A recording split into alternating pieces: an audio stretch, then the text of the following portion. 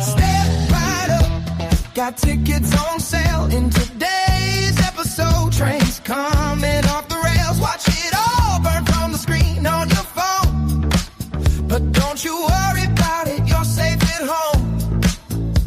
Every talking head will tell you everything's fine. It's the blind leading the blind. It's a circus out here, we're wobbling on a wire. There's a lady with a beard, clowns juggling fire. Elephants and donkeys got us jumping through hoops. Y'all wish that I was lying, but you know that it's the truth. Get your popcorn ready and pour you something strong. If the world's still spinning, the shit show goes on. Well, the world's strongest man just dropped the ball, and the tent's caving in from the weight of it all. Yeah, the lion's out the cage, puppets in a rage, and the ringleader's on parade. It's a circus out here, we're wobbling on a wire. There's a lady with a beard, clowns juggling fire.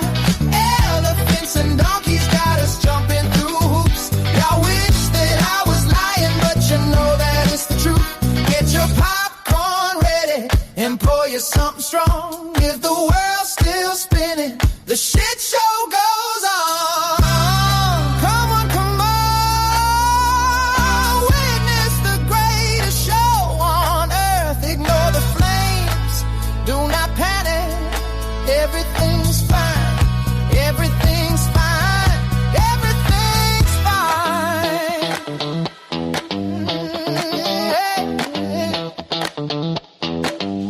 It's a circus out here, we're wobbling on a wire. There's a lady with a beard, clowns juggling fire. Elephants and donkeys got us jumping through hoops. Y'all wish that I was lying, but you know that it's the truth. Get your popcorn ready and pour you something strong. If the world's still spinning, the shit show goes on.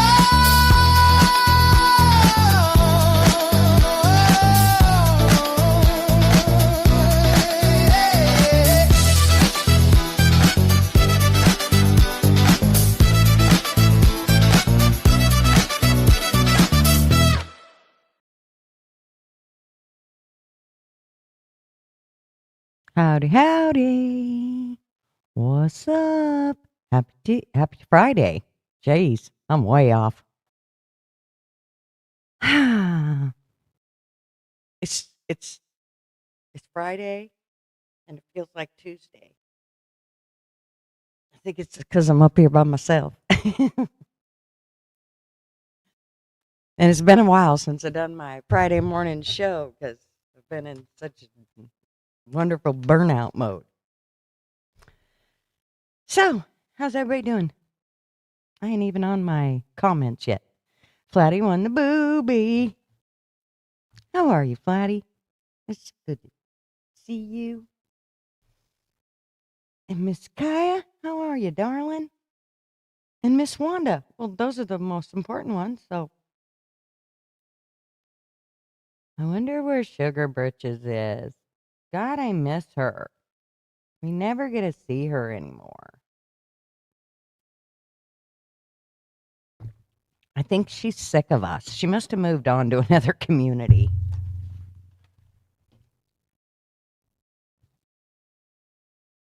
So, it's Friday, and you'll take that, booby?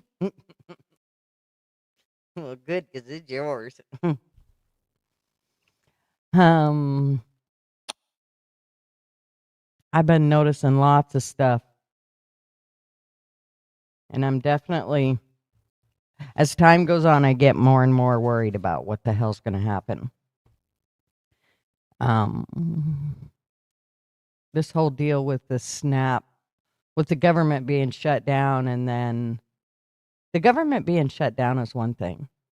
People not getting what they want is one thing, or getting what they need. But when you see somebody deliberately taking money out of the cookie jar and giving it to the other kids down the street. Well, the kids right here in the household that the cookie jar was in don't get no cookies. That tends to piss off the entire house. And I think the entire house is pissed off now. So Trump, whatever you're doing it wrong. This whole bullshit of giving money anywhere out of the country, I'm sorry. You just lost my vote. I mean, now no matter what you say, I'll do the exact opposite that you say to do because of this. Now, everything that you told us when you were running, you seem to be doing the exact opposite. And on top of that, now you ignore us. You haven't come and talked to us in quite a few months. That's a huge issue. Good morning, Mark.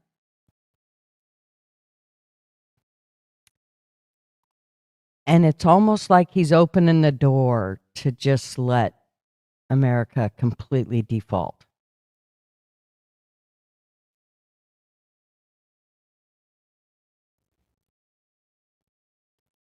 Yeah. Yeah, there is so many things that he could have done to protect us. And instead he spent his time wheeling and dealing with other countries. The whole $40 million to Argentina was probably the cherry on the top that I don't know how he can explain that away.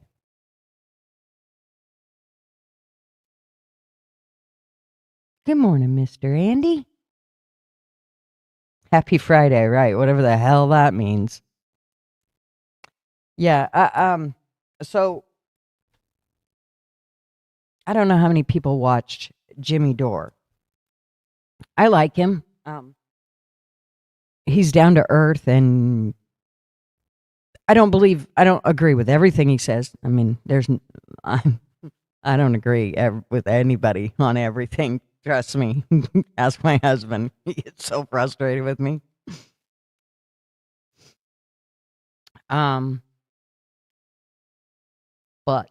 I do. He can't explain. Who can't explain? Jimmy Dore or Trump? Yeah, you like Jimmy. Yeah, Jimmy. I do like Jimmy. I think you're right. I think Trump can't explain what he's doing. And that probably worries me the most. It makes me think that he is now one of the puppets. Like he's been bought. See, I thought he was rich enough that we could keep him from being bought. But money tends to do some nasty things to people. And I think that the money devil has got him. And I am concerned. I'm extremely concerned. We're going to watch a little bit of Jimmy Dore here in a minute and if I get a copyright, I will. But I do want to watch a little bit of him because there's some shit he makes some pretty good sense in. And so it's easier for him to explain it than me to try to explain it because you guys would just be more confused than when you started. So it is Jimmy basically explaining what he thinks the problem is with the whole food stamp stuff, or SNAP, people want to call it. Money makes the world go around, or so they say, right?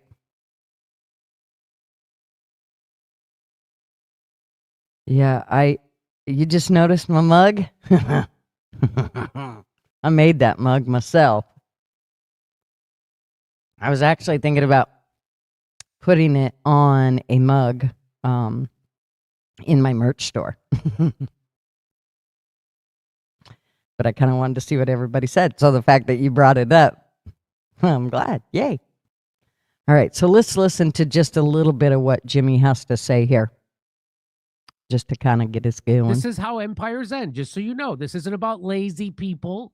This is about our country being fleeced by the billionaire class. So let's talk about SNAP. So that's the big thing. So spoiler alert, Trump is going to fund SNAP, but not all the way, apparently. But here's what I think is interesting. This is what interests me about SNAP. SNAP is food stamps. So 29% of Americans are considered low income. And so that comes out to be 98 million people in America, or roughly around 30% of the population. 29, 30. Let's round up to 30. So think about that. So in America, 98 million people are low income. In America, the richest country in the world, 100 million people, almost a third of the country is low income. Now, you also know that half the country can afford a $400 emergency. You know that, right? Okay. You also know that 70 to 80% of people in the United States live paycheck to paycheck. Again, this is, what do you call the richest country the world has ever known? What do you call a system that takes the richest country in the world, renders a third of its population low income, half of them unable to afford a $400 emergency, and 70 to 80% of them living paycheck to paycheck? What do you call that system? You call it a failed system. So to me, that's the bigger story here. It's also a big story that Trump was just going to let people not get their food stamps. And so, like, when you say people, so what you see a lot on social media is people say, oh, these are all immigrants, illegal immigrants, or these are all lazy people, or something like that. Even though we know since 1971, workers have been getting the shaft ever since the Powell memo. So it used to be the more you produced, the more money you made. Well, workers are now producing this much and their pay had stayed flat. We all know that people can't afford houses. People can't afford seniors can't afford their medicine. We know this isn't because there are all of a sudden an explosion of lazy people in the country after the Powell memo. And the Powell memo is that corporations can run the country, which is what's happening. So SNAP serves 42 million people. So out of those 98 million people that are low income, 42 million of them, 42 million people get SNAP, get food stamps, or about 12% of the U.S. population. Roughly 2/3 of those people are children. So two-thirds, that's 67%, right? Is that what 2/3 is? 67% of the people getting food stamps, getting SNAP, are children. You would think a society would make sure children got food. So what about? Let's remember that children have parents. 2/3 of the people, of those 42 million people, 2/3 of them are either children or adults over 60 or people who are disabled. So children, senior citizens, and disabled people. That's 2/3 of the people. Now, the rest of the people on there, lots of those people actually work. They just don't, in America, in the richest country in the world, they don't actually make enough money. They don't actually make enough money to pay for their food. Which is extremely sad. They have a job, but not enough to buy everything they need. Adults. So 2/3 of the people getting food stamps, SNAP, are not workers. They're not working age people. They're kids, they're children, or they're senior citizens. Or disabled, which leaves 1/3 of them that get food stamps in America between 18 and 59 years old. And employment among them varies. I'm And impatient. lots of them work. So Trump says he's going to partially fund SNAP. So they found 2 judges that said that the president has to fund the food stamps, or the administration, the country. And so Trump's going to follow what the judges say. You know why? Because Trump isn't a king. He's not a dictator. He's a regular president, like every other regular president, who has to follow what the courts say. And guess what he's doing? He's going to follow what the courts say. 2 federal judges ruled on Friday that the administration had to fund the 61-year-old program, and gave Trump until Monday, which was today, to submit a plan for how the U.S. Department of Agriculture planned to distribute funds. So the USDA, for some reason, are the ones who distribute the money for food stamps that comes from the Department of Agriculture. Agriculture Secretary Brooke Rollins said in Monday's filing that the U.S. Department of Agriculture is complying with the court's order and will fulfill its obligation to expend the full amount of SNAP contingency funds today. The filing noted that the changes states have to implement to roll out reduced benefits could take anywhere from a few weeks to several months. So there's going to be a delay in people getting their food stamps. That's what it sounds like to me. The Trump administration announced Monday that it plans to How do you tell people to hold your gut? Just hold on. Hold on. that hunger pain, just keep it. Just hold it for a couple more weeks. We'll get you what you need. Good morning, Gypsy. Yeah. I mean, I get it. I get it because, I mean, logistically, it takes time to get all this stuff together, but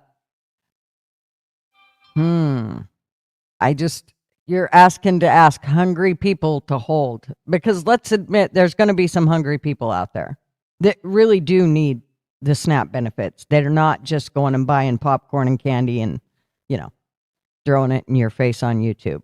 Partially fund SNAP benefits, so like half for the rest of November, but it's unclear what will happen after that. Food banks have sounded the alarm on increased demand at a time when they're already strapped, serving federal workers who haven't received a paycheck because of the government shutdown.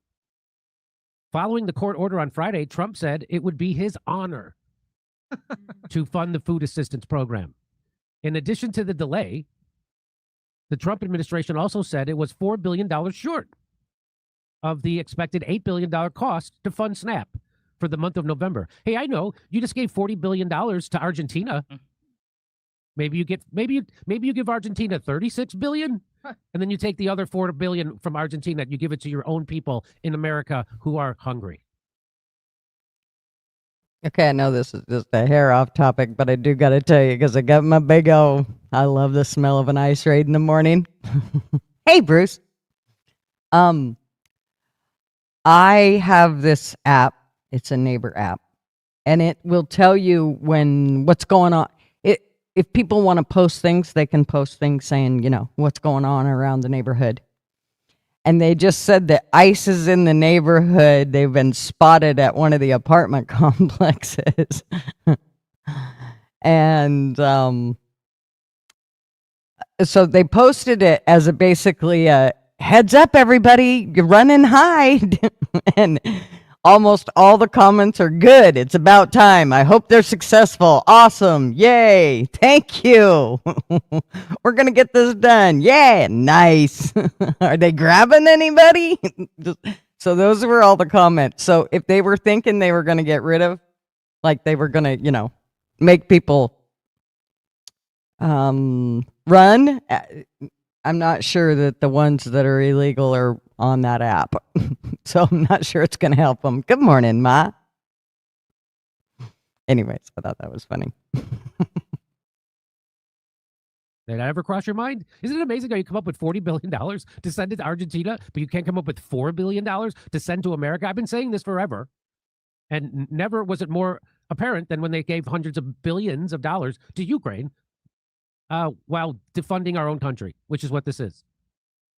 So, in part because they are declining to tap, so they're not going to tap into an additional bucket, as ABC News puts it, an additional bucket of emergency funds held by the U.S. Department of Agriculture, which runs SNAP. So they have the money there. They just don't want to tap into it. The Trump administration. All right, this feels almost illegal to know, but our windows were so old and just desperately needed to be replaced. So I Okay. The legal fight center on the administration's position that it couldn't fund SNAP with contingency money during the government shutdown. So they have contingency money for this, but Trump's administration was saying, no, we can't tap that during a government shutdown. Judges disagreed. Even though every previous administration, including Donald Trump in his first term, has used the contingency fund to fund SNAP. So let me read that to you again. Trump's administration said that it couldn't fund SNAP with contingency money during the government shutdown, even though every previous administration, including Trump in his first term, has done so. Okay. The administration determined that it can't fund SNAP using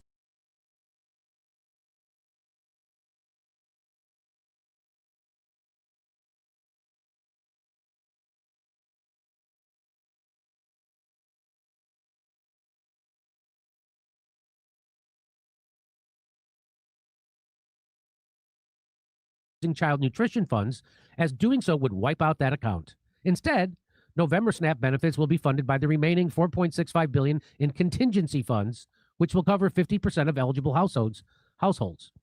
I have instructed our lawyers to ask the court to clarify how we can legally fund SNAP as soon as possible. So Trump is saying, okay, I've asked my lawyers, figure out how we can legally fund SNAP as soon as possible. That's what he's saying publicly. That's what Donald Trump is saying publicly. Well, then it's as good as gold, Jimmy. If we are given the appropriate legal direction by the court, it will be my honor to provide the funding. This means that no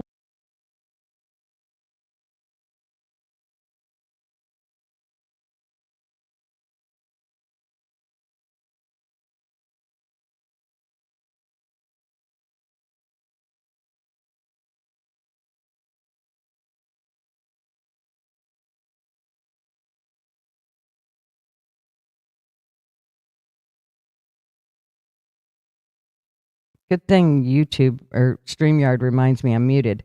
So I was saying, homegrown, I agree with you that it is a way for them to make, Trump's term miserable. But Trump could fix this by doing what he did last time and by doing what all the other ones did. The other presidents did, and actually giving up the money so that people can eat. So I know that he can fix it, but I do believe that he is kind of playing the same card game as the Democrats, and it is a leverage. It is a way to get them to budge. If the only problem is right now, if he just signed, I am not quite sure about this. If I get this right, if he does away with the filibuster, then that means they could put everything into place, right? SNAP could go, all that shit would go back into place and everything would be great. But in doing that, it means when Democrats get control again, and they probably will, that now there's no hold on them and they're just going to go kamikaze on us. Is how I understand if he just takes the bull by the horns and gives out everything, that stops that whole filibuster thing. So that's how I have kind of taken it. Maybe I'm totally wrong on all of that. I don't know.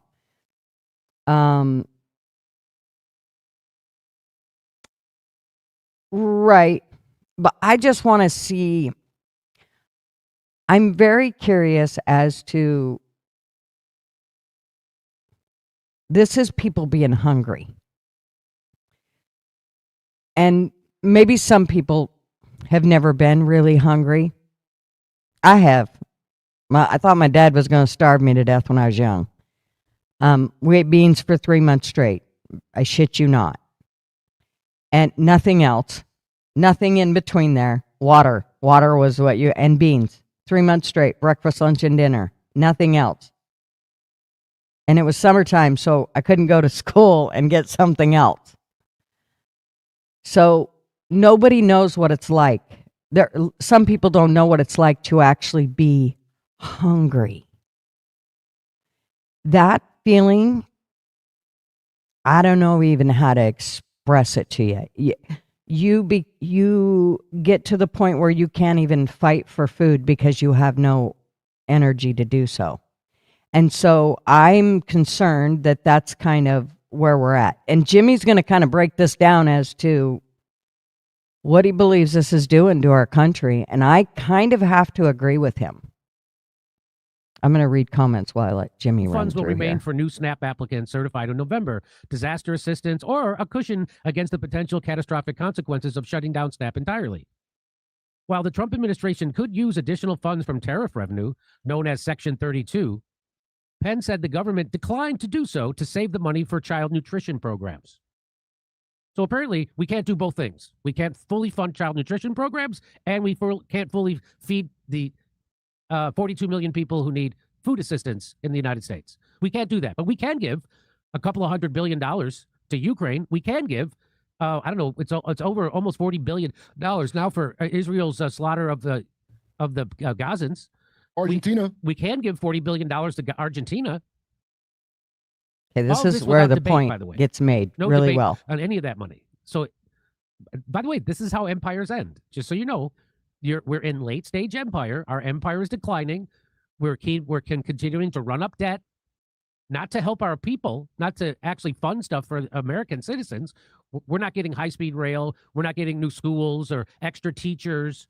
We're not getting infrastructure or healthcare that's affordable. We're not getting anything. We're not getting anything for this money. The money's going right into the pockets of weapons manufacturers or billionaires.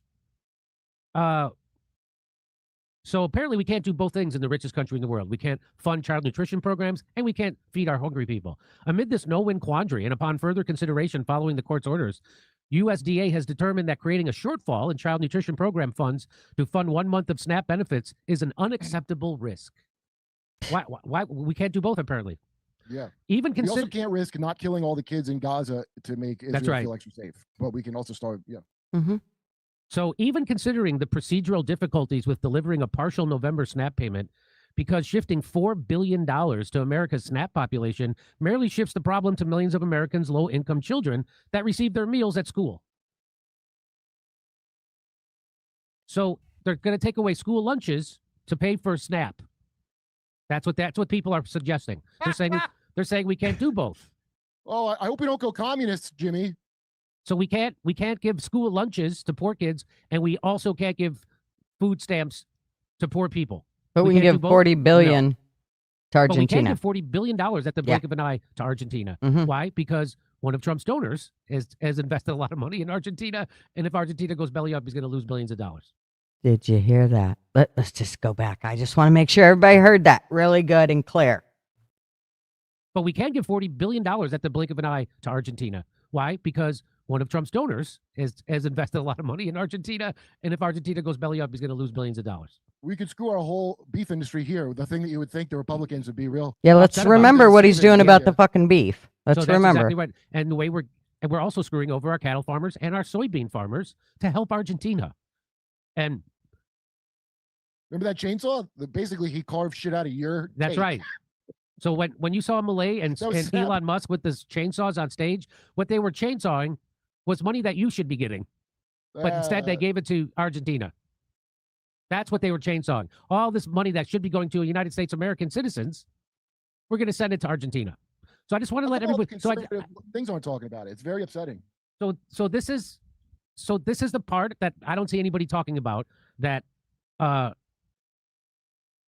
98 million people are low income. 42 million people in America get food stamps.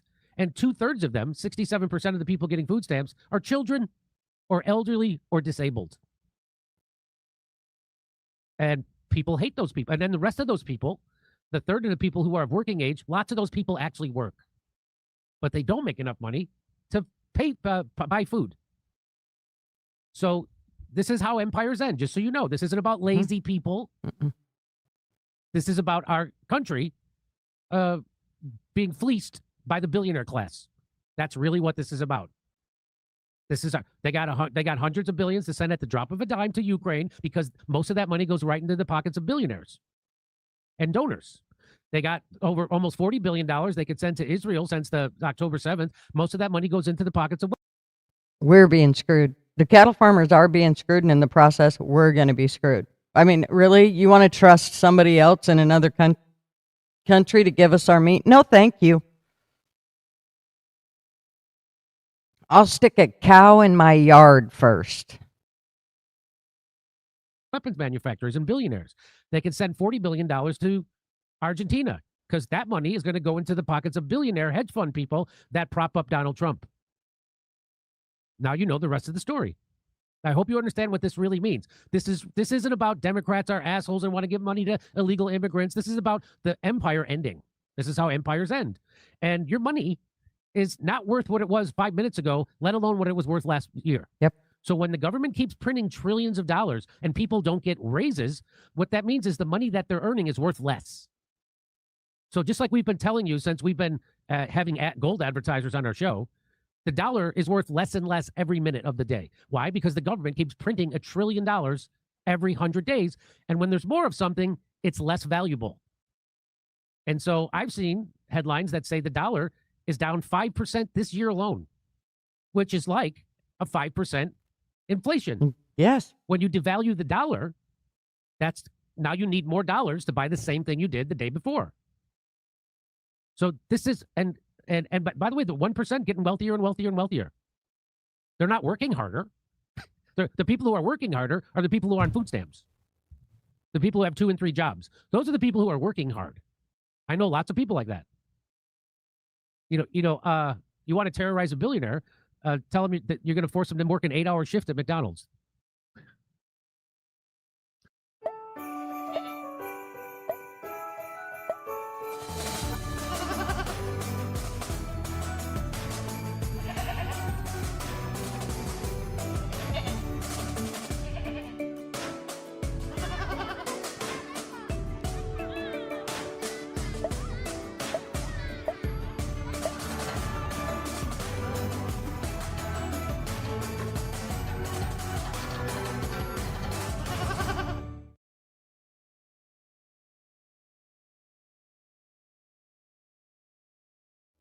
Sorry, I went to grab Hello. more coffee. My name is Adam Ferrari, the Chief Executive Officer of Lord. Phoenix Energy. I look forward to Okay. So Sorry, there's I your, made there's you your- watch that. Here's what people don't want to tell you about what this. Now I got to thing pee. I'll be means. right back. And that by the way, Joe Biden also cut I think was it Obama or Joe Biden cut $9 billion from SNAP. So again, no matter who you vote for, you get John McCain. Barack Obama was not a socialist. Barack Obama was a tool of Wall Street and the military-industrial complex and Big Pharma, which is why he gave us Mitt Romney care, which is why he took us from 2 wars to 7, which is why he bailed out the banks when he kicked 5.1 million families out of their homes. That's who. So this idea that Republicans try to push that Barack Obama is a socialist, it's because they have to keep this game going that there's a left-right party, that there's left parties and right. There isn't. We have 2 right-wing parties. We have 2 corporate parties. I don't even like to call them right. They're 2 corporate parties. That's what it is. They all serve the same people, and which is why we end up fighting about bathrooms, and we're not fighting about funding Ukraine, or fighting about funding Israel, or fighting about funding Argentina, or fighting about funding the 1,000 military bases the United States has around the world. So that's what we're fighting about. We're not fighting about people can't afford their health insurance premiums. How their health insurance premiums are now bigger than their mortgages, and most people can't even afford a mortgage. So we're not talking about any of that. We're talking about bathrooms. We're talking about trans issues. What other stupid shit we're talking about now? Jimmy, I saw the leftist shoot Charlie Kirk, and I hate the left. The left. Oh yeah, the leftists killed Charlie Kirk, and what comedians say? What comedians have the right? Yeah, what did Joe Rogan say? Yeah. Joe Rogan didn't do any of this. Okay, all right. If you like to hear my jokes about this, come see me a day after Thanksgiving in Burbank, California. It's a Friday. Everybody's off. Then we'll see you in Pottstown, Pennsylvania, December 6th. Waikiki.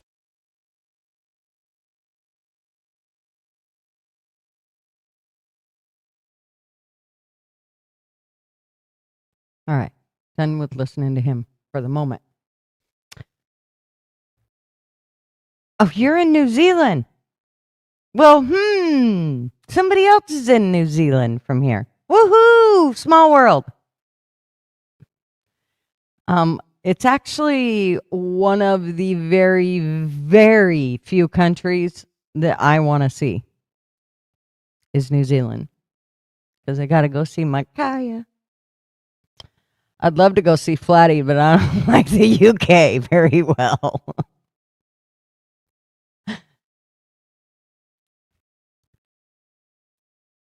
Exactly.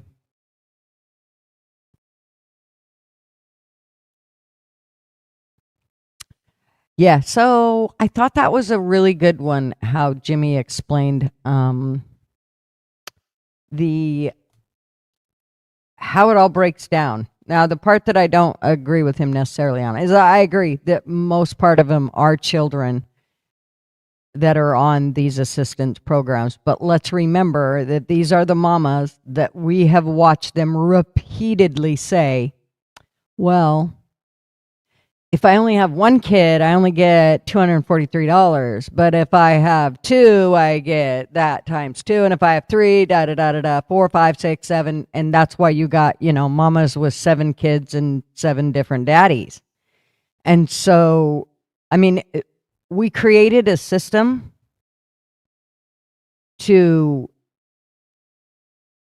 want them to do this. I mean, we helped them become this. So, I mean, you have to change the system before they're going to. They're if they can figure out a way to juke the system, they're going to. There's just people out there that do that.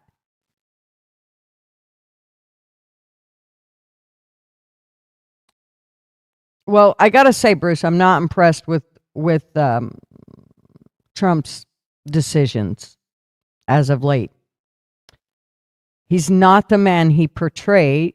He's not showing who he was before. He's showing a completely different side to him that I'd never seen. The one thing that he seemed like he always had was compassion for the less fortunate. And now it seems that he's kind of went the other way, and that does worry me.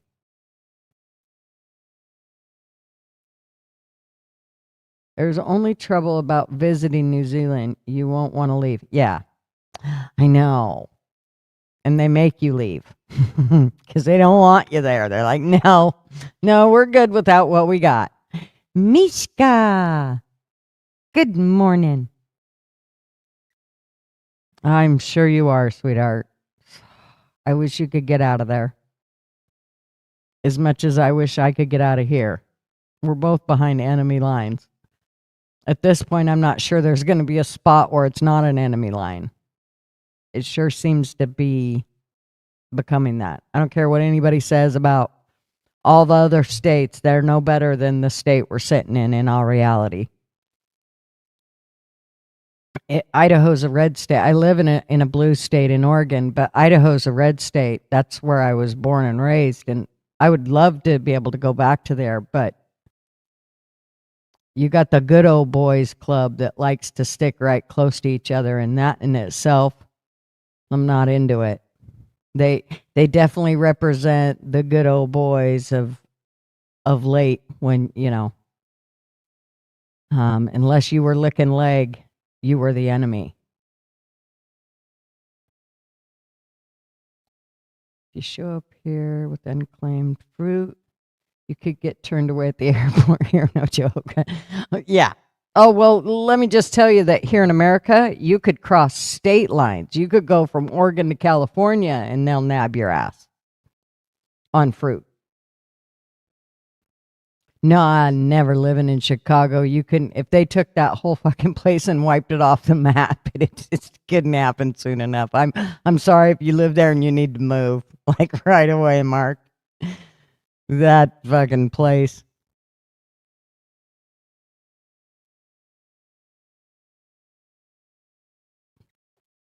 I don't know how we're ever going to do that, though, because here's the problem.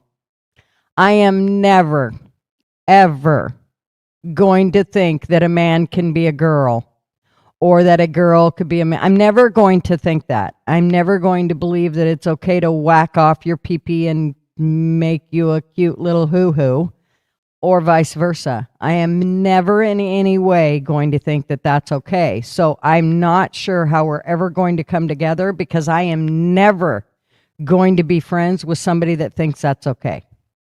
Never. I'm never going to help. I wouldn't piss on them if they were on fire. Let me put it that way. If you want to talk about one spot that I am dead set on, that's the spot. That spot right there. And I will tell you that anybody that has anything that thinks it's okay to be that way has lost their minds and needs a lobotomy. That's the only thing that needs to be taken out and replaced in their entire body, is their brain.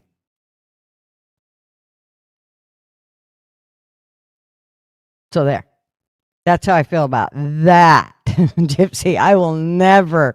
I don't. So when you say come together, I'm not sure we could ever come together because of that right there.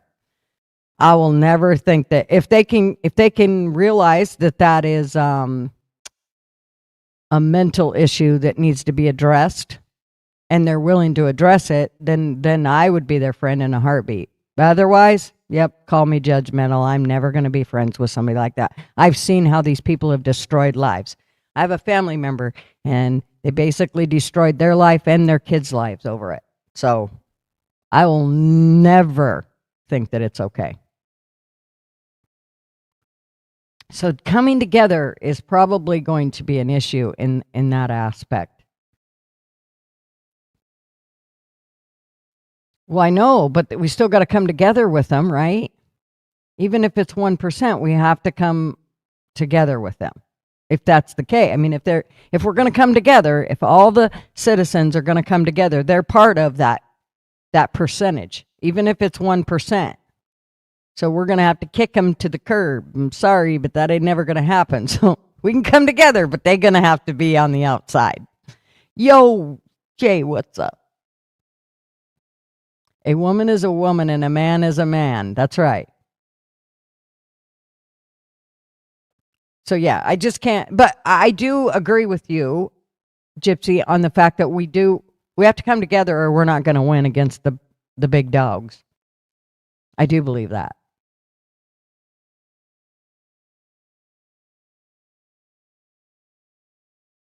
Yep. I'm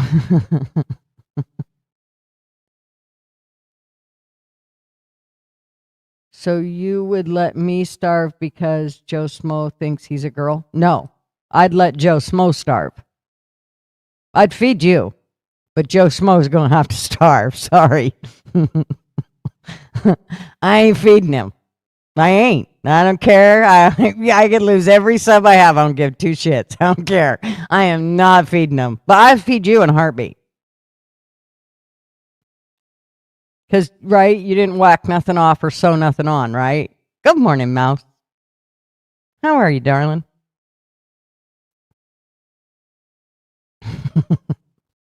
I'm so bad, I know.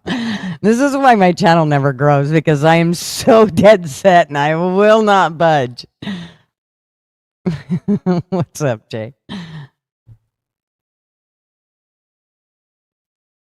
Yeah.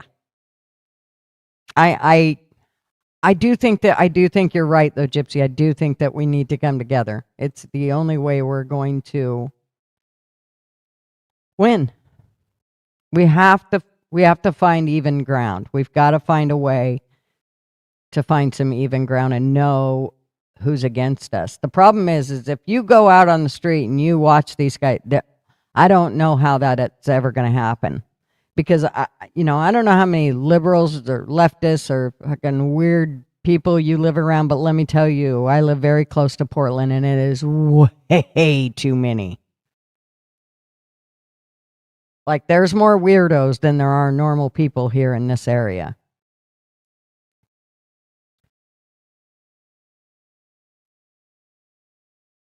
Yeah, right? That's kind of a good point. I just spilt my coffee everywhere.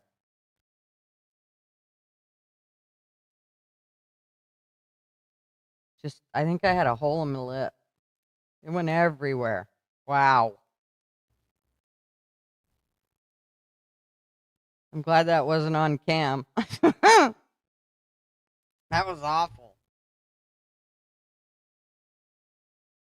Okay, better. There, I'm cleaned up. Oh, you're in Lincoln City. I had no idea, Gypsy. Holy shit. We're close.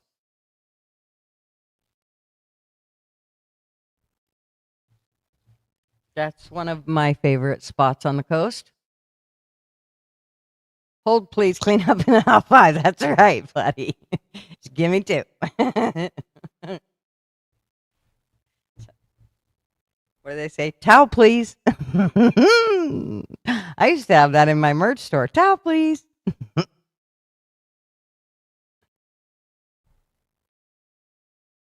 6 out of 10 men are what? 8 out of 10 women are molested before. Oh my gosh. Well, I must have did good because mine were not, thank goodness. Lord. That I don't like that percentage at all. Oh, are you in an RV, honey? Gypsy, are you in an RV?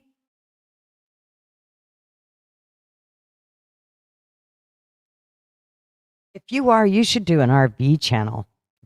Girl, that would get you going. Okay, we're right here, Ma. I just spilled half mine. You got that? Really? You're in an RV? That's awesome. Isn't that strange how some people would go, oh my gosh, you're in an RV, you're homeless. And I'm like, oh, please let me in an RV. I want to be homeless. I don't really want to be homeless, but I would love to be in an RV at least half the time. At least. No, I am now going to go check them all out, Gypsy. I did go look at one of your, but I don't think I seen one with RVing. I am going to go check. Y'all go check out her channel. See what she got going on with the old RVing scene. That's right. You're not homeless. You're retired and you're free. Woohoo. I love it.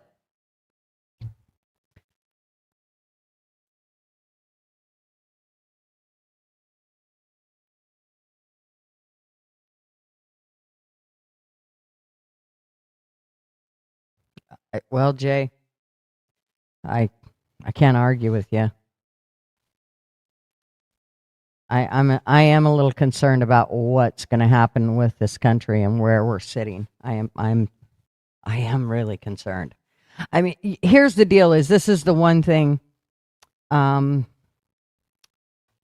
I hope that I'm just too stupid to know.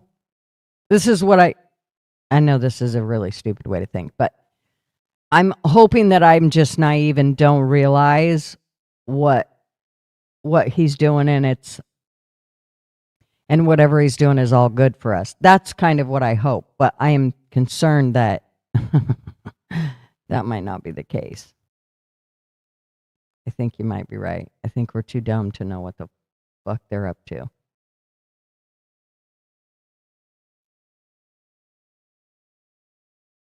Oh, Mark, I love it. Did you just hear Mark? Come get me, Gypsy. We'll start me and you a YouTube series, Black Man in the Wood. I kind of dare ya. Please do it. Yeah. Oh my God, I would love it. That would be priceless.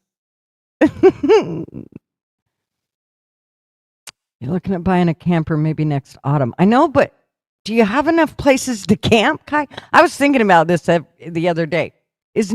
I know there's places because I've watched a couple different people that are in New Zealand, and they have actually they have those big blow up tent things. They're huge and they do some really cool stuff. And I do watch them. So, I mean, you guys have enough land then to like go and camp and do all the things then. I'm going to have to check out New Zealand way more, but it's definitely one of the places I want to go.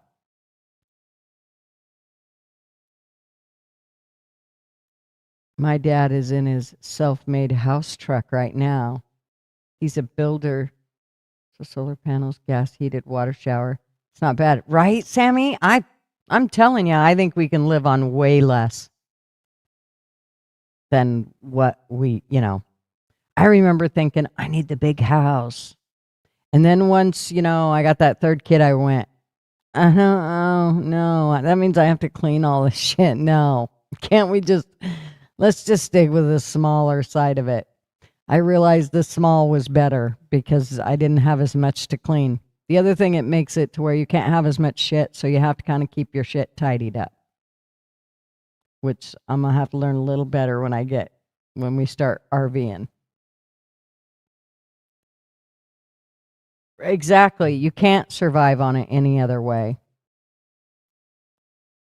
You want to learn bushcrafting. Oh, can we talk about that on here, Mark? Oh, not that kind of bush. Okay, sorry. Bushcrafting. Well, let's learn. I know it means something else, but you know where my mind went. All right. Yeah, those are actually cool, where they dig a hole and then they build their tent around it, and they do it all with what's out there. I think that's kind of cool. I like the other idea of bushcrafting, but I see what you're saying. That if you meant bushcrafting that way, that would mean like, oh, it's a toy. Sorry, I know it's coffee club. I'm not supposed to be going there. Lady A, what's up, darling? I was going to ask, did you guys all see my Jessica Rabbit costume that I did the other night, Friday, Halloween night? Did y'all get to see that? Or do I need to go show you? Let me see here.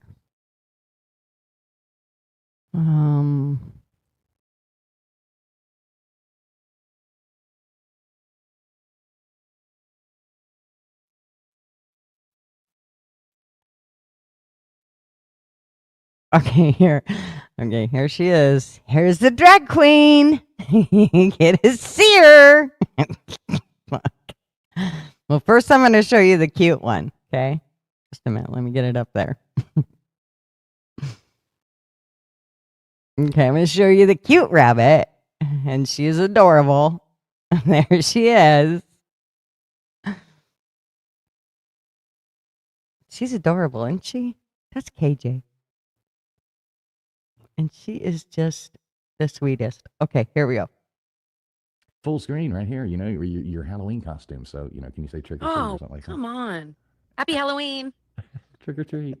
Trick or treat. Smell my feet. Give me something good to eat. If you don't. She always goes. She always reverts back to the robot. She does too. Okay. All right, Gutter'S. Look at you. Now we got you on full screen back in your sassy. I look like a fucking drag queen. I wasn't going to say anything, but You this do. is Trans, right? LW. Okay, what? Get me off there. Leave it to LW to show up now. Nothing. your show on Ocean Drive in Miami. Well, I don't know. Looks like I'm gonna meet up with fucking Drusilla down at the drag queen bar. the Blue Oyster, is that what it's called? Right? right, exactly. No, Shout out, just- Police Academy. No, the normal stuff. Tuesdays, y'all know. 7:30. Be I there. know. 7:30 Pacific Standard Time, real time, or Real Oh, the 10:30, fake That is time. not I real remember time. that one. or It's not real or 10:30 Yeah, Eastern we Standard. outnumber you 3-2 right now. So. Well, right. listen, know, we all it's so know that we all crazy. know that Americans invented the English language. We invented time, and we invented the East Coast. So, we all know it all started on the East Coast. Oh, That is one more true. thing. Just remember what tomorrow night is. I believe we get to set our clocks back. It was actually the you next get Oh, night. yeah, you're right. Yuck. I hate that. I want to move to Arizona for that reason right there. Or No, fall Hawaii. back was always In so the much rain. fun when you were out partying. Okay, let's go back to the drag queen. Okay. I'm telling you, dudes. That's What? Get me off there. There's this drag queen. Let me put it. When he first puts it on, I'm like, oh my god, that is so drag queenish. She always goes. She always reverts back to the robot. Okay, here we I go. have to. Okay. All right, Gutter'S. Look at you. Now we got you on full screen back in your. Look at that shit, dude. That's a fucking drag queen if I ever seen one.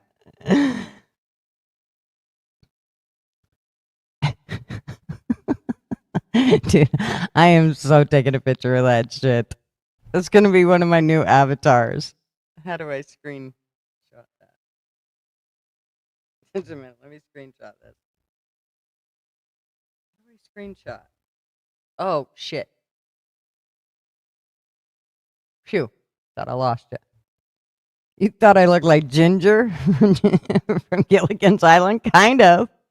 I could do that with this outfit, actually. Thank you. That's a great idea, Gypsy. I might do that next time. The snip tool. I don't have a snip tool, but I was looking at my. I know I can't remember what I got to push to make it. I don't know. I'll go back and do it later. But yeah, I wanted to make sure everybody's seen the drag queen. There she is in all her glory. Nuts, I tell ya.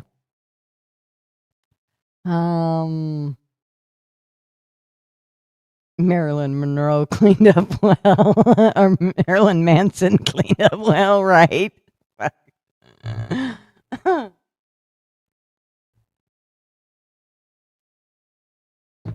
What else do I know? There was something else I was going to talk about on here. What was it? Did you guys see where that news anchor killed her mother? She used to be a news anchor. She like started out, I don't know, somewhere, Montana or something. And then she was able to move to St. Louis and she was a big dog. And then she left becoming an anchor and she decided to be in sales for something. What the hell was it? I think it was for electronics or something. Well, let me just show you what she went from to what she was. Okay? There she is, and then she's just a cutie. See in her resume reel, still posted to YouTube, is now accused of a shocking crime, killing her own mom. Angie Mock just made her first appearance on camera in court. This is video per KSN TV, and we did notice during that hearing What the hell happened? that at one point, she even flashed a smile. What new documents tell us about why police... What? This girl went from having the world by the balls. It makes me wonder if the whole broadcasting shit just got her. Because I hear from a lot of people that brings a lot of people down. You have to be an extremely strong person, mentally and physically, to handle, TV land. So I kind of have to wonder how you go from that to this. Smile. What new documents tell us about why... And I say that because it's not so much what she looks like on the outside, but if you look in her eyes, she had a smile and a gleam. And now look at them eyes.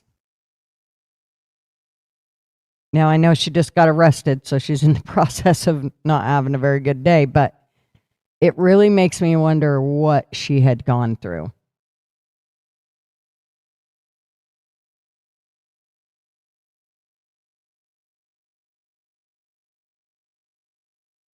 Shell-shocked? Probably. I don't know, but she stabbed her mom to death. What the hell? I don't understand. I mean, she aged 20 years, right, Nathan? At least.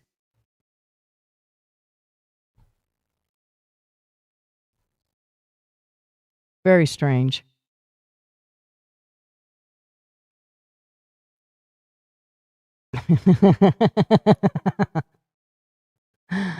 Okay, I won't, Mark. I do like the idea that I can use that costume for everything. Was she 20 there? Well, it had been about 5 years. Those pictures were about 5 years in between. So that's what I mean. Something something drastically happened. Like, and I don't believe it was just her, you know. Yeah, maybe it was meth, but she'd gained weight. Don't meth heads kind of get skinny and scrawny? Right, Gypsy. Everybody has a breaking point, and I think she hit it. It does make me wonder, though. I mean, I've seen people have really highfalutin jobs. I had a boss once. I was the administrator of a memory care unit, and I had a boss, and then there was another boss that was over her that was also both of our bosses. And that boss was somebody that she was on top of the world. She had the world by the balls. She had everything. And in the 6 months that I knew her, she went from, here's what I believe happened is she just stacked her too much on her plate. And the company let her. In no point did the company go, okay, maybe we better back off or we ruin this employee and we don't have her no more. They just kept stacking shit on her, and she kept taking it, and she kept taking it. And she was kind of a workaholic anyway. Well, she did herself in.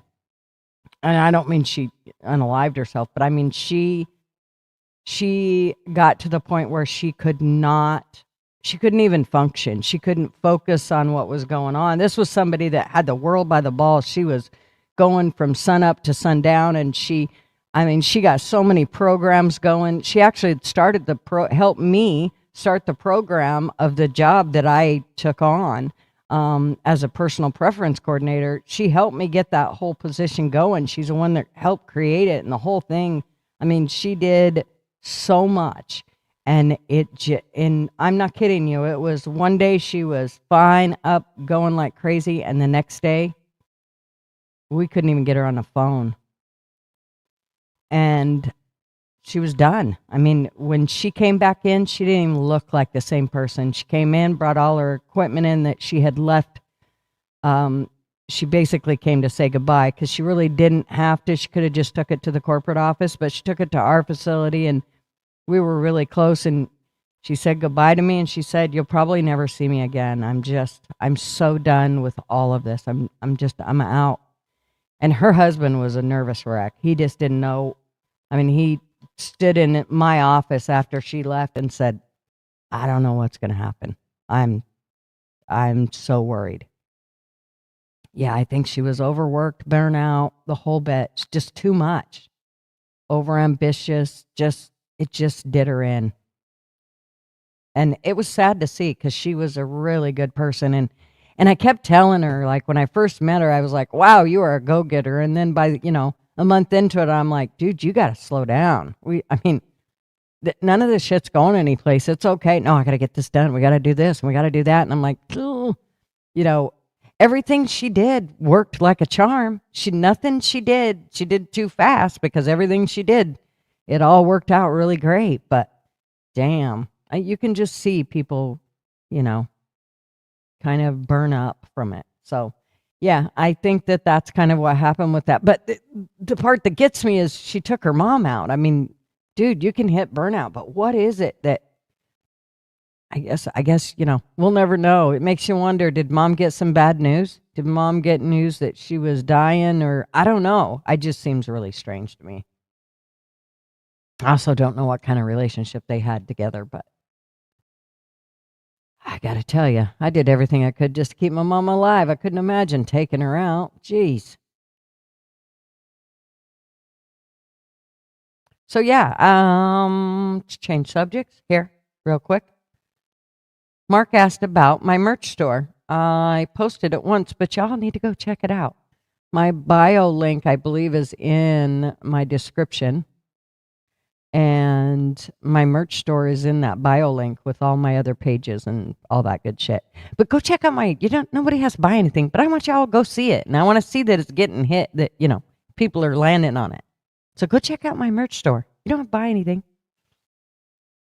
I just made Marvin up a sticker. You won't be able to see it, but it's a sticker for his job. He's being defiant.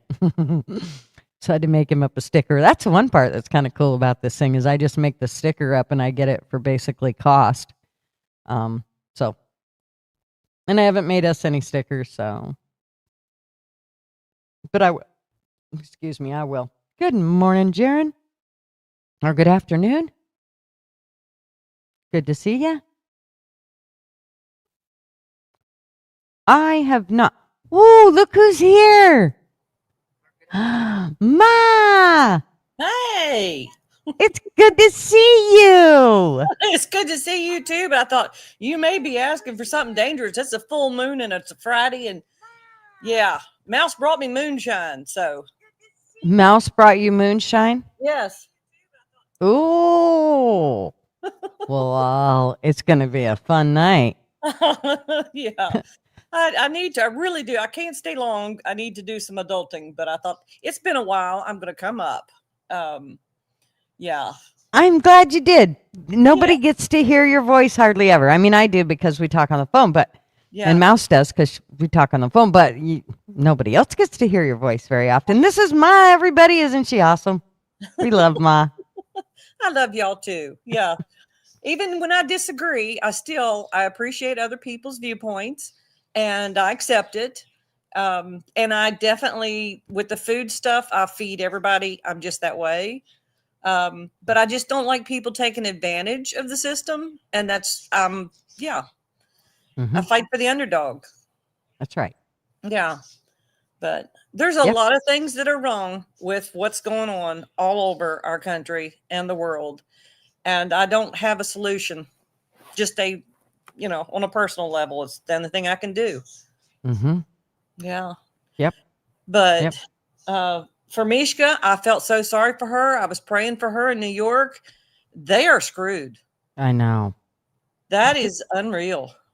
But let's remember that what New York does eventually becomes kind of how America ends up. And so that is kind of what concerns me is, I mean, Michigan was already taken over and now New York, I mean, what's next? It does scare me. It does worry me where it's going. Yeah. And that the people, and I realize probably in New York, there are a lot of young voters that wanted the free stuff. They're tired. They're frustrated. They're tired. They can't afford to live. So I get their principle, but at the same time, it's like, that's not good. Somebody has to pay for it. Nothing's for free. Yeah. And Mark, adulting is, not fun, but sometimes we have to. Yeah. Well, Nathan, I would like to agree with you, but I wish that we could say the voting system is secure, but it's so not. So there's lots of things that I voted for that Trump is doing. The ICE, I'm sorry, but I don't see anything wrong with getting illegal people out of our country. I don't. And I think ICE is trying to be careful not to get people that are citizens. So, which is why they're probably not moving at a faster pace at getting people out. I mean, I heard the other day it was like 2 million altogether that they've gotten out. That's like 500,000 that ICE has gotten out and 1.5 million that has self-deported. That's great. But if that's the case, in 4 years, we're only going to have 8 million and out. And let's not forget how many came into this country that we kind of approximate that we know about. That scares the shit out of me. There's still, we're still going to have over 15 million people that shouldn't be here. I'd say it's more than that. I think it probably is too. I was trying to be, I know, optimistic, but I think they figured it up in the beginning on just the numbers they were assuming it to be, how many years it would take to get everybody out. And that's crazy. By then the damage is done. Yeah.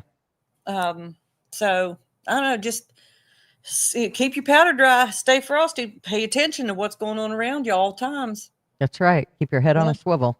Yeah. Especially now where, remember, people are hungry and they're going to when you come out of that grocery store, there's going to be people that are seriously hungry. Yeah.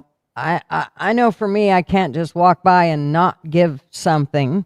On the other hand, you may not get that choice to give it to them because they may very well just take it. So you better keep your head on a swivel. And if you pack, that's probably the one place you want to pack.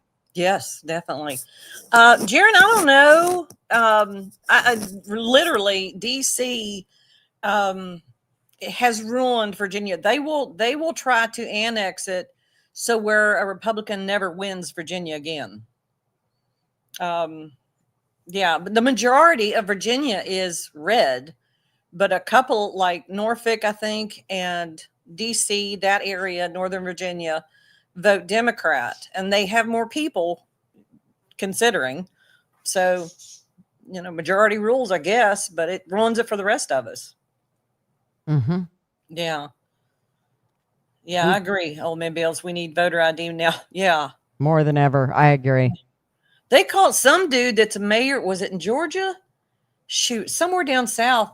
They called him for voter fraud. He was not even a legal citizen. And they had made him mayor, and he was rigging the voting. I seen that. It's up is down, down is up. They seem to just let anybody in at this point. Yeah. PD, I'm glad you came by. Thanks, darling. P-digits. Bye. Yeah. Yeah, I definitely I think I don't know that things are going to get better. I'm a little concerned. I was hoping things were going to get better, but I definitely worry that they're not. Yeah, me too. Yeah, it's so you prepare as best you can. And it's like crafting earlier. She said, well, not everybody can grow their own food. And I understand that. A lot of people, especially urban dwellers, they, if they live in an apartment, they can't. Or like them, they're on the road in an RV, they can't. Mm-hmm. I understand that. But well, like you, I've gone hungry before. I know what it's like. That's right, man. And it's yeah. It's not changes fun. Everything. Yeah. You bet. It's amazing what you'll do when you're hungry. Well, that's just it. 3 days without food, people lose their shit. Well, that's when it gets dangerous. Yeah. We won't be civilized no more. No. You think about it. If you've got kids and no food, what would you be willing to do to feed your kids? Mm-hmm. And yeah. Yeah, and I'd do anything. I'm telling you what I'd do. Here. Yeah. I mean, I'll go to the neighbor's house and take their rabbits out. Not a problem. Yeah. Had the chickens. Yes, Jaron, that's what Rick said years ago. 3 days. 3 days of no food, and people are going to start going crazy. Yeah, Rick's right. Yep. Yeah. Don't let Rick hear that, but yes, he was right. We don't like to tell Rick he's right. He's so funny. I'll listen to him on Sundays. I don't come in and type in chat, but sometimes I'll have him on the background listening, and he just makes me laugh. Oh my gosh, you should come in. He's so fun to mess with. And when he finds a colorful person, you usually get, he'll usually talk to you quite frequently. He's a blast. I mean, I can't say enough. If I ever go to Texas, he is definitely one I'll be looking up. Viston, yeah. Yeah, hey, of course. Of course, I'll be staying at LW's, but we'll back our RV right into his driveway. Yeah. Yeah, I can see that now. LWB. Yeah, okay. Never mind. I won't go there. LW is going to go, Marv can stay, but that bitch has got to go. Take your RV and get the hell out of here. Yeah, I can see that. He and LW would have a ball together. Oh, probably too much. It would actually, I would be concerned because once you get Marv going, you can't get him stopped. So that encouragement would not be good. Yeah. What is Old Man Bill's talking about? I did see that. Yes. The member of the government, the Governor Healy. Yep. Damn, he was a staff member. Yes. And he was arrested on massive drugs charges being delivered to him at work. It was actually cocaine, and there was a shit ton. And it hadn't been just one delivery. This had been going on for a long, long time. Holy smokes. Mm-hmm. Baker. Wow. What's up? Yay. Are you there? He's staying muted. He's unmuted. He'll unmute here in a minute. I just want everybody to know this is our tech guy. And he does a good job. Mm-hmm. Yeah. Look at him there with his mute on. He does a fabulous job. Yeah. Are y'all doing a show tonight? I do not think we are because we did not meet up last night or Wednesday night. So, okay. I mean, if we did something, maybe we would just do something fun and not call it, Abby normal. I'm not sure. What do you think, Baker? I wasn't listening. I was too busy trying to get my board wasn't booting up. That's why I said in private chat, hold on. Is that what you call it? It's exactly what I call it. You call it your board? Well, yes, I do. Yeah. What do you call yours? I don't know. Now I might change the name of mine. I mean, I had no idea we could, name it with buttons. I think I got more buttons in my board than you do, though. God. Happy Friday, Baker. You want to compare? I knew that's what you were going to say. My button's bigger than yours. My button's right under here. Where's your button? So yeah, I was booting it up, and then whenever I jumped in, I didn't think you were going to pull me in this quick. I was like, oh, okay. Well, private chat, I said, hold on. Oh, dude, if you ask to come in, I'm pulling you in, boy. That's all there is to it. That's not always true. I've came in here before and sat in the back, and you've ignored me like I'm a little bitch. Well, maybe he's being a little bitch then, huh? I don't like the tone of your voice. It's attitude adjustment day, Baker. Just saying. That's right. It's a Friday. What I was going to say when I came in is greetings, comrades. I'm just practicing. Yeah. How scary. I'm not scared. You know why I'm not scared? Why? Because we've been heading this direction for a while, and it just is what it is. We're screwed. We've been screwed. Our government's corrupt. It's never going to get fixed. Never in my lifetime, at least. It's never going to get fixed. I agree. Until you go to a system where you vote in one law at a time, and I don't give a shit how inefficient it is. You can't tell me it's less inefficient than the government is right the fuck now. Yeah. Right? So, well, people forget history. I mean, we have done everything in this country like the Romans did, the fall of the Roman Empire. You can go back and look at each step they took, and we are there. We are there. The greatest country in the world, and we are there, about ready to fall. Well, they were the greatest country in the world at the time, too. That's just it. They had it all. Yeah. And pissed it away for, The thing is that nobody wants that system, right? We are the authoritarian world power right now. Yeah. We're the ones that always have to go in and clean up messes, or we create the mess and we have to go clean it up. But if you think about it, right, we're the only nation in as far as world history concerned, we're the only nation that goes to war and never takes over land. Yeah. Yeah. We go in, we take care of business, we leave it back to the people. I mean, that's what's unique about America in that case. Yeah. And people say, "Well, you got your butt kicked in Vietnam." Did we though? I mean, yeah, we lost a lot, but they lost a lot more. Yeah. And that government, look at the government now. It's not what we thought it was going to turn into. No, we had high hopes. After 4 years of that mess, we had hope, and now it kind of feels like it's just been slowly stripped away. Oh, well, and a lot of this is backlash. I don't have kids, so you guys maybe can put this in better perspective than I can. But it's like when you get that kid that's in that bratty phase, that when you punish them, they just get worse because they're just pushing back against you. Mm-hmm.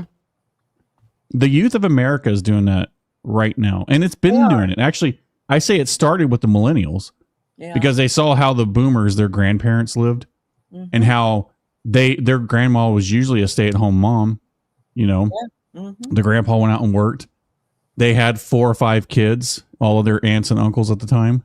Mm-hmm. And then they had to hear stories growing up of their parents like, wow, yeah, I was working when I was 13. I was hauling hay for a nickel a bell, Walk to school uphill both ways. Right. Exactly. You hear about the hardships. That's because there was cocaine in there.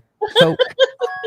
Just saying. But you hear about the hardships they had and how they had to do it just so that they can have the American dream. Meanwhile, a lot of people during that Generation X time period, albeit that, they've seen some shit, because they've lived through some shit.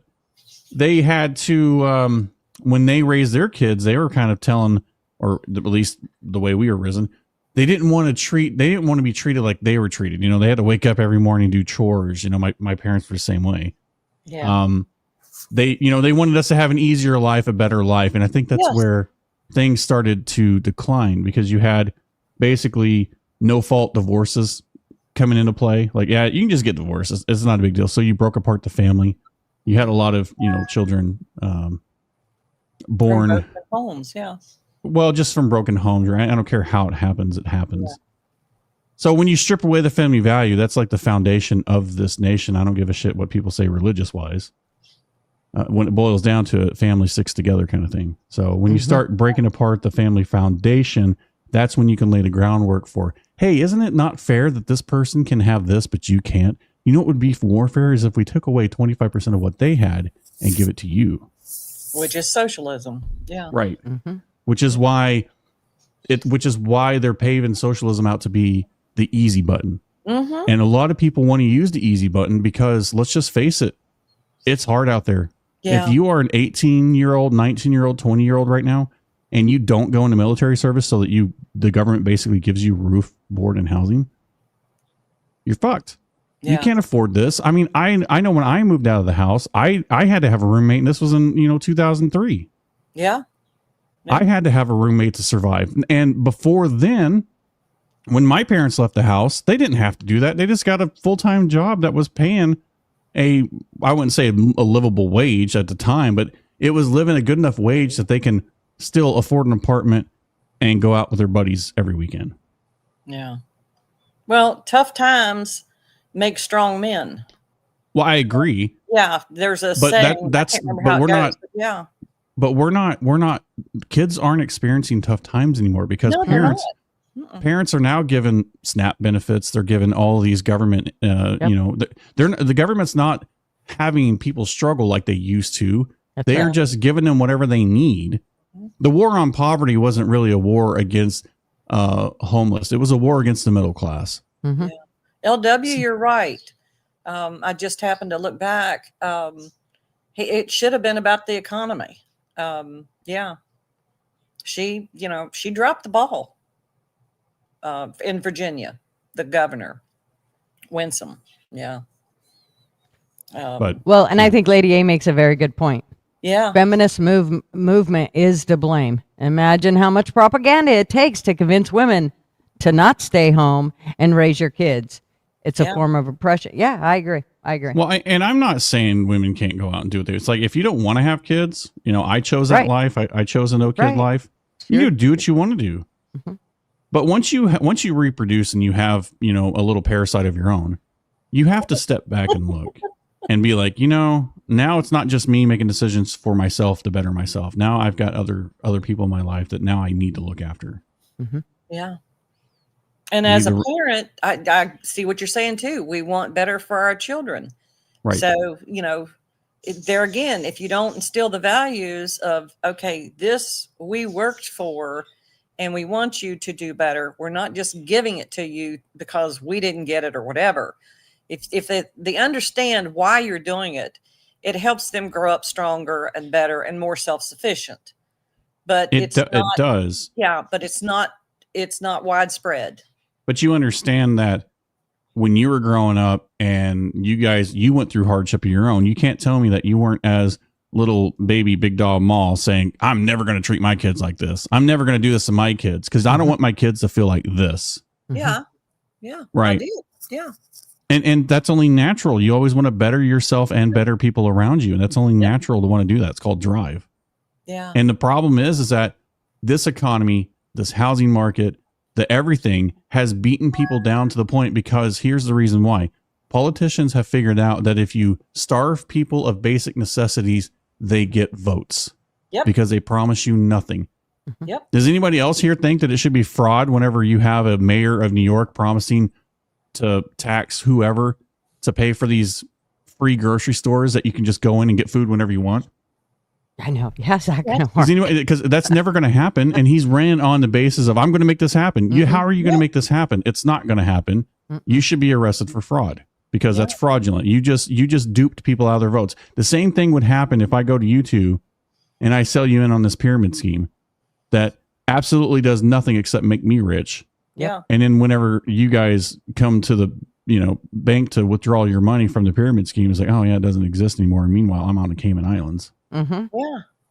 Yeah. Well, So- I think Kathy Hochul is probably going to try to back a lot of his plans. And he can't do it alone. I mean, being a mayor, he can't go and stop the rent or freeze the rent and do the groceries and do the free buses and blah, blah, blah, blah, blah, without support from other committees and her, etc. So, he's a fraud. He had That's what I mean, though. Soros's son backing his, financially backing his campaign. Because the Soros family does not want this country to succeed what it is. I mean, No. for God's sakes, the guy helped the German soldiers in World War II. Yeah. He helped narked on his own people. And people want to get in bed with this guy? Are you kidding me? Right. I know. Like, he literally did this. And of course his I did it to survive. Fuck you did. Mm-hmm. Yeah. And look what if that was the case, why are you acting the way you are now? Because that's not we imported that cancer, by the way. Yeah. Yeah. His dad was kicked out of 4 or 5 different countries. I can't remember because he's tried this in other countries. Well, I think he has too. Hasn't he been ousted in a few countries as well? It's just sick. It's truly sick. Yeah, if anybody wants to look at what America's turned into, and this isn't just me being a fearmonger, but go look at the UK. I've been to the UK. I know what it's like there. You go to the northern side of the UK, people are friendly, people are nice. You don't worry about much, and this is just my own experience. But when I was in London, fuck that. Yeah. London, I didn't feel safe. Even in the touristy areas, you had to constantly watch yourself from getting pickpocketed. Mm-hmm. Lord forbid you had your phone out. Somebody would whiz by on a motorbike and just whack your phone out of your hand and take it. Yeah. Mm-hmm. Well, So, watch what happens across the pond. It's coming here. Look at all what they're doing with the illegals, that's overtaken. They want to take down the flag now because they're saying it's not inclusive to the new illegals. And I'm like, oh my God, that's the United States. Yeah. Yeah. Well, Right. And again, we're going into a situation where this country is either, okay, we're at a crossroads. We've been at a crossroads now, but we've been standing there looking at the fork. And, this is when it all started when we had Obama as president. We're just kind of just sitting there and saying, what way are we going to go as a country? Are we going to go this way or this way? Because let's just face it, everybody was burnt out on Bush. I know I was. Yeah. When I turned 18, the first president I voted for was Bush. But after that, when it came down in 2008 between McCain and Obama, I wanted nothing to do with McCain. Nothing. Yeah. I voted Obama. And looking back on it, I'd do it again because McCain would have been the continuation of Bush. Mm-hmm. / he's one of those rhino Republicans that they were the party of the military industrial complex. Mm-hmm. Mm-hmm. And now it seems that Democrats have turned into that, but no Democrat's ever going to admit that because it's a very tribalistic view. Yeah. I vote blue no matter who. Mm-hmm. Uh-huh. Which you got to hand it to them. I mean, that's good that, they'll stick together, right or wrong, but it's not for the betterment of the country, which is sad. It absolutely is not for the betterment of the country, but that's not what they believe. They believe that this is, in fact, the betterment of they want a revolution. They always talk about in the 1970s, all the flower childs, all the flower power, everybody, peace, love, and war. Nobody's making war. Everybody's loving each other. And I'm sure you guys grew up in the 70s and know what was it? 1969 was when Woodstock was. Oh, why we got to go on numbers? I don't remember the year. I remember stories. Yeah. Right. So, that was what started kind of like, that was like a kickstart of the wave, right? That was like, you see a lot of these older politicians that are in power now, and they're talking about, well, I was there in 69 at Woodstock. I was part of the movement. I was this, I was that. Like they're touting themselves being a flower child. And those people, remember, they were part of the Gen X, view. Those people are the ones that raised the millennials. Mm-hmm. And that's where, I'm sorry, but that's where it started at. It started with the millennials, and the millennials, albeit now they're getting older, the millennials are now seeing like, oh crap. I mean, that's, I feel like the reason why Trump won is because the millennials are like, oh crap, what did we do? But you now have the Generation Zs that are feeling the same way. And then I guess the Gen Alphas are more on the conservative side from what I've seen. I don't know. I don't pay attention to it. But, you know, it's pretty bad. Like even when my nieces, when they were younger, have no voting power whatsoever. They're in middle school. And when Trump ran the first time, they were talking about how awful Trump was. Oh, wow. It's like, how the fuck do you know? You don't deal with it. You don't pay taxes. You don't nothing. Yeah. And I'm sorry if I feel like that's the way we need to go back to, is if you don't pay taxes, you honestly shouldn't. I don't want to say you shouldn't vote, but, you know, I'm just saying, if you're not contributing to society, why should you get a say in how society's ran? Exactly. I feel the same. And I'm not saying that to be, I'm not saying that to suppress people's voices. I'm just saying that in a realistic sense, because if you have a bunch of people that are on social government welfare, why would they vote for something that would take it away? Yeah. Mm. I don't know. That's my soapbox for today. Biden led the troops into the Battle of Saratoga. In 1814, we took a little trip. God. Hi, James. What was he talking about? The chili cook-off. I like chili. I do too. Who was talking about the chili cook-off? James, when he first came in. James, you just had to go to food, huh? Yeah. I don't know why he was talking about that. I'm like, I didn't know anything about a chili cook-off. Mm. Did I miss the chili cook-off? No.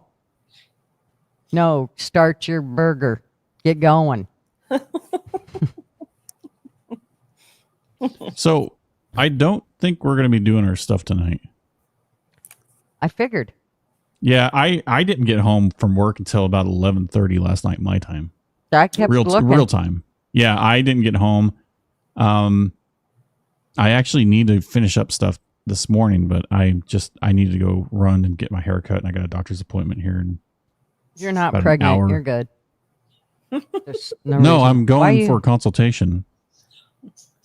I don't have any problems. Let's go find some. I'm going to go to the doctor. No. I'm finally getting that penis reduction surgery that I've always been having. Good. You're not supposed to tell her that, Baker. So TF, she sounded like she wanted to know. So TF is meeting you there to have his enlarged. I get it. Now I know why TF's not here. He's in prepping, right? Is that a BOGO Bob one? I don't feel like that's true. But whatever fantasies you need to have to satisfy yourself, Gutters, It's Freaky Friday. I was just thinking of, he might be happy all the time then. I mean, he's happy a lot. I'm just thinking, if he got an extension. It'll be about Mrs. Fool's happiness. I'm telling you. That's right. And then he'll be happy. She's happy. He's happy. Exactly. When Mama ain't happy, ain't nobody happy. That's right. So yeah, I didn't get a chance to work on anything. I've just been super busy. So. Well, I know he had said last week that y'all might not do a show tonight. Yeah, that's why I wasn't really like super pushing it, because when I was at work last night and everything hit, we had a nasty storm over here last night that rolled through, and it just wrecked a lot of things. So it's like, okay, well, good thing I'm not gonna have to like prep for anything. It's not like, and let's just be real, I don't put like it might look like there's a ton of effort being put in now. Everything's kind of been set up. Thank God for AI, because AI makes it a lot easier. If I had to do this manually every week, it would suck. Mm-hmm. But now that like once the structure and everything's set up, it's really not that bad. I can get everything done like within an hour or two. Well, that's cool. Well, we could always do a show and it not have to pertain to Abby Normal. We wouldn't have to put any of that on there. Just have a show where people would normally come and hang out and visit and or whatever. Yeah. Old Man Builds and I, we were kind of tossing back and forth the idea of doing something on his channel for the dead internet theory stuff. Just geek speak. Nothing you guys would be interested. Yeah, in. I'm not going to that. Sorry for your luck. Yeah. Not happening. It's just more about like AI and how things on the internet are fake these days. And I know, but you guys start talking big words and you lose me in about the second word. So there's no sense of me sitting there listening to a bunch of shit I don't understand. Well, that's why you go. You learn. No, I don't learn though. I don't. You guys have tried to talk that shit into me, and it just doesn't work. I don't know what it is. There's like a wall put up there, and I just can't get past it. I try. Maybe that's what we need to be building in this country. Right. Let me build the wall. I can come visit you. Yeah, I'm just not sure. It all depends on. It's kind of one of those things on how I feel when the moment comes. I mean, on Friday nights, even if I don't feel like it, I'm forced to do it at that point because they've already set everything up. I can't back out. There's no way. You absolutely can. We're just gonna make you feel like crap. No, you won't. Yes, we will. You can't make me feel like crap. I will shame you. I will. Oh, you know what? I just forgot. I forgot to make your little background thing. I know. I'm so sorry. Gutter's is only good for 3 syllables. That's right, fools. Don't you forget it. I don't need big words. Well, good thing glug glug's only 2. For beer drinking, you dirty-minded people. That's right. For swallow, I know. Just swallow. Swallow, don't choke. I know you're doing it for my best interest. I get it.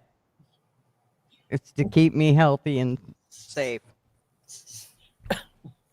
See, I can do this over at this channel because there's a little adult 18 plus only on there. That's right. We don't. Yeah. This is my safe space to kind of let myself out a little bit. I know. I should probably do some that are bigger so that when it gets too much, I can make the 18 plus bigger so people can really see it in case we get way out of hand. Oh, I thought it was Burn It Down Friday. Well, I mean, I have been noted to do that. Yeah. It really doesn't matter what day it is. It burns just as good on Tuesday as it does on Friday. So, yeah, I don't know. I hate not doing the show, but I totally understand. We all got things we have to do. So, I mean, I hate to take that Friday night slot away. So it's one of those things where I kind of want to do something, but I will guarantee you that you won't have to look at that. What the fuck? I showed it to Marvin. He said, I never want to see you like that. Ever. Well, now you know why I got to go in for that penis reduction surgery.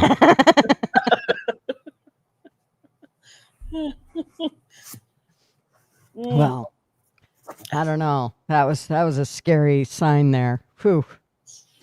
I'm okay with taking a week off. Here's the thing. I burn myself out pretty quick. I have to learn to moderate how I do things. I go full tilt. We do have guests for next week, and I think maybe the following week. No, next week for sure, and then I think the 28th. So the 21st, we're still waiting to hear back from some people. But we have new blood coming on the show, so spice things up, you know. New blood. Get a way for them to feel regretful for coming on. I love the new blood. My teeth sink into the new blood way better than the old blood. When I'm on our show though, I have such a hard time talking, and I stutter a lot, and I repeat my words, and I do this because I'm trying to subconsciously make sure in the back of my mind I don't say something, super inappropriate. Fuck it. Yeah. Yeah. Well, it's easy for you to say. It's not so easy for me to say. Just say it. Say here. Let's do it. Let's do it together. No, I refuse. Let's do it together. It starts with an F. I refuse. The peer pressure is so bad here. Right, Friction? Who cares? Just fucking say it. Exactly.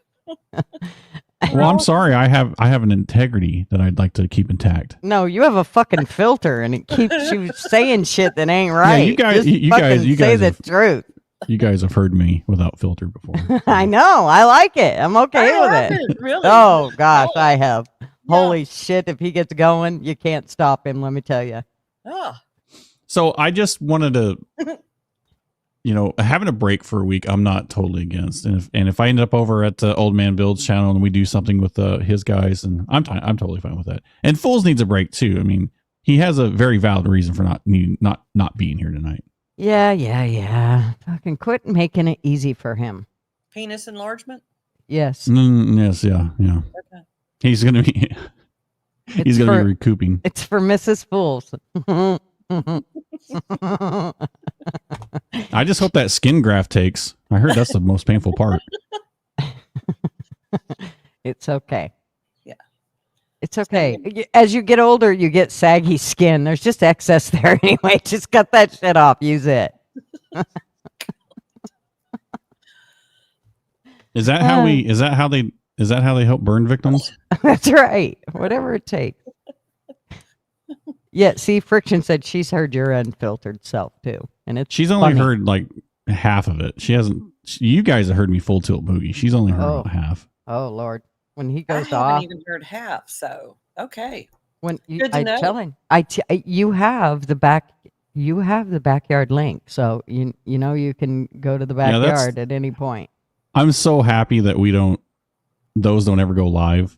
We talked about doing members only for that and just like locking it down and then let everybody hear on the debauchery that happens, but it's pretty wild. Oh, Flatty. Flatty's talking about turkey neck. Unless you are Jewish, there are no saggy skin. Gobble, gobble, gobble. Okay, that's a joke from way back when.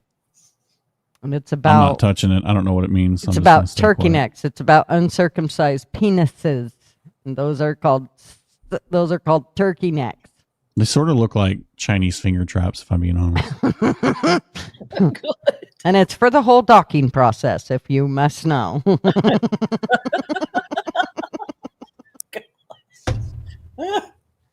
Oh, this is just getting worse. We just went down the road. You didn't help at all, Flatty. Damn it.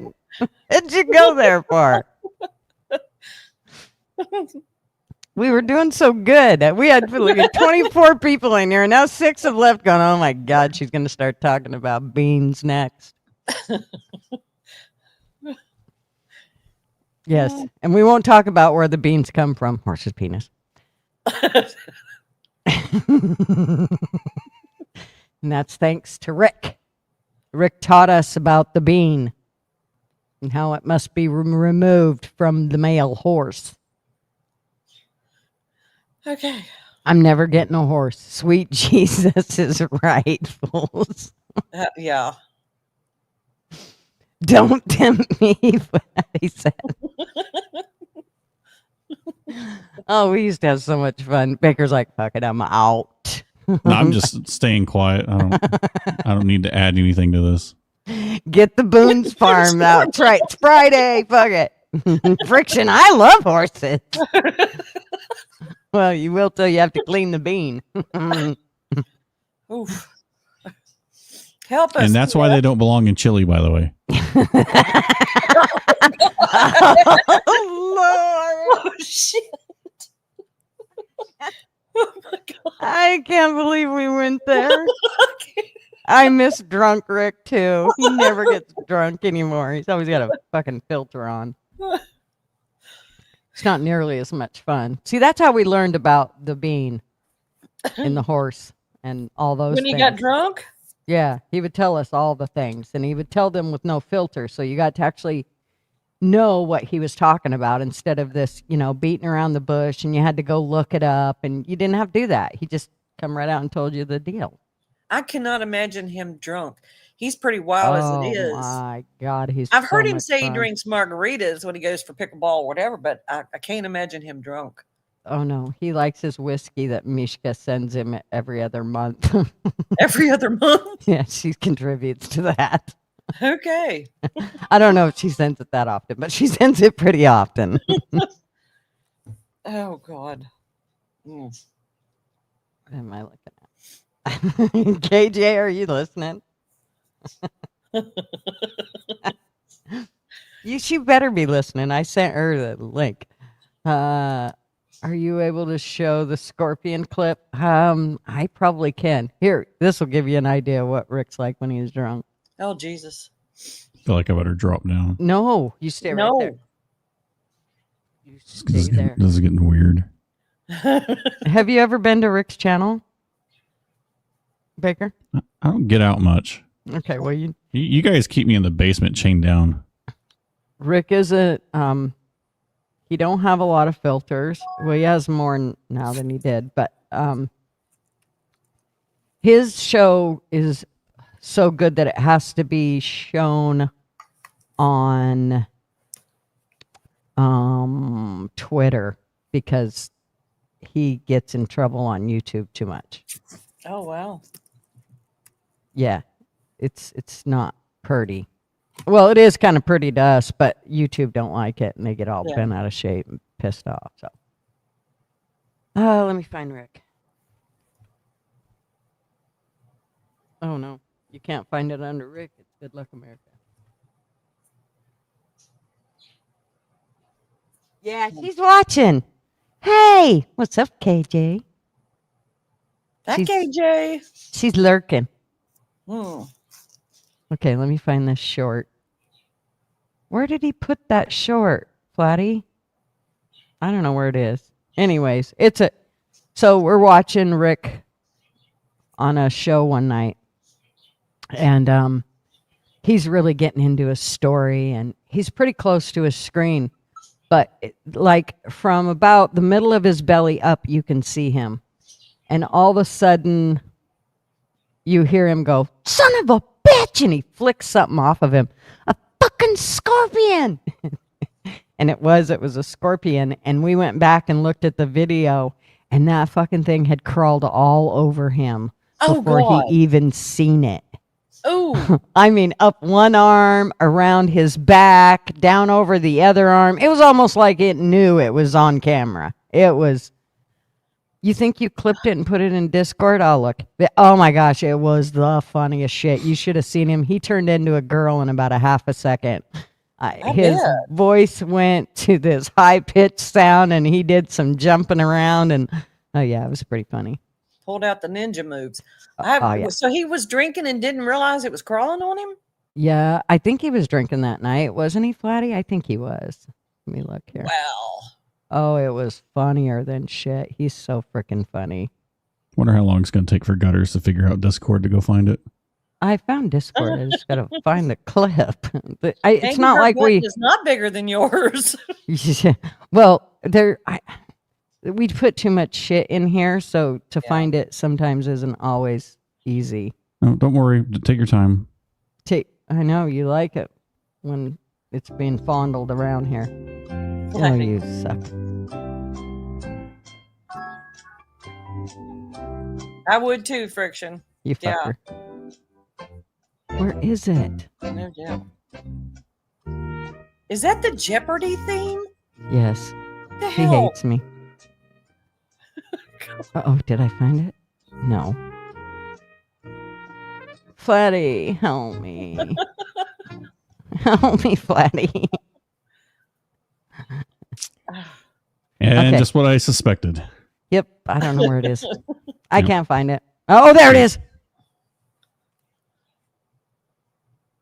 By the way, if I get your show copyrighted, you're welcome. I don't care. Oh, there it is. Oh, son of a bitch. Here we go.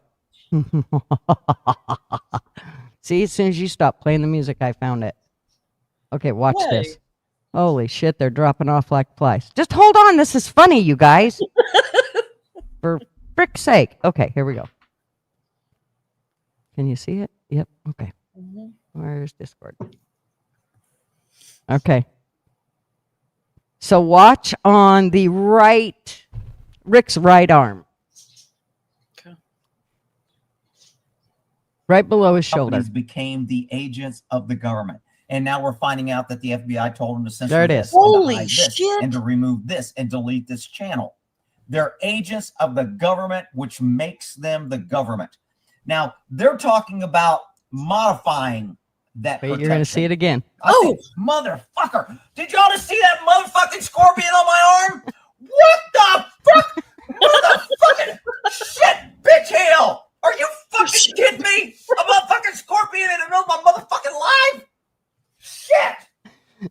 Like the scorpion knew he was doing Right live. there, I'm trying to get something to pick his ass up because you guys ain't going to believe he's fucking there. Come here, you little motherfucker. Get your ass over here. How the fuck you get in this house? Talking to it. Yeah, like Flatty said, it's good that you had pants on. Look at that motherfucking scorpion right there. Oh my. Oh shit, mother. Get your ass on this mother. Yeah, you can't fake that. Get your ass. Come here. Throw your ass in my whiskey. I had to notice every afternoon. Messing up my life. Fucking scorpion. Are you kidding me? Oh, there's I need a fucking glass. He gets a whiskey bottle. He makes, oh shit. Anyways, he sticks it in a whiskey bottle and he gets that thing drunk. It dies in the whiskey bottle. But oh my God, it was the funniest shit ever. We had so much fun with that shit. Way too much fun. He's still got the Knob Creek bottle of this. Oh, he day. does. Oh my Yeah. God. He pulls it out and shows it to everybody. It's right there. See it? It's funny as hell. Wow. And he was moving his arms. It's a wonder it didn't sting him.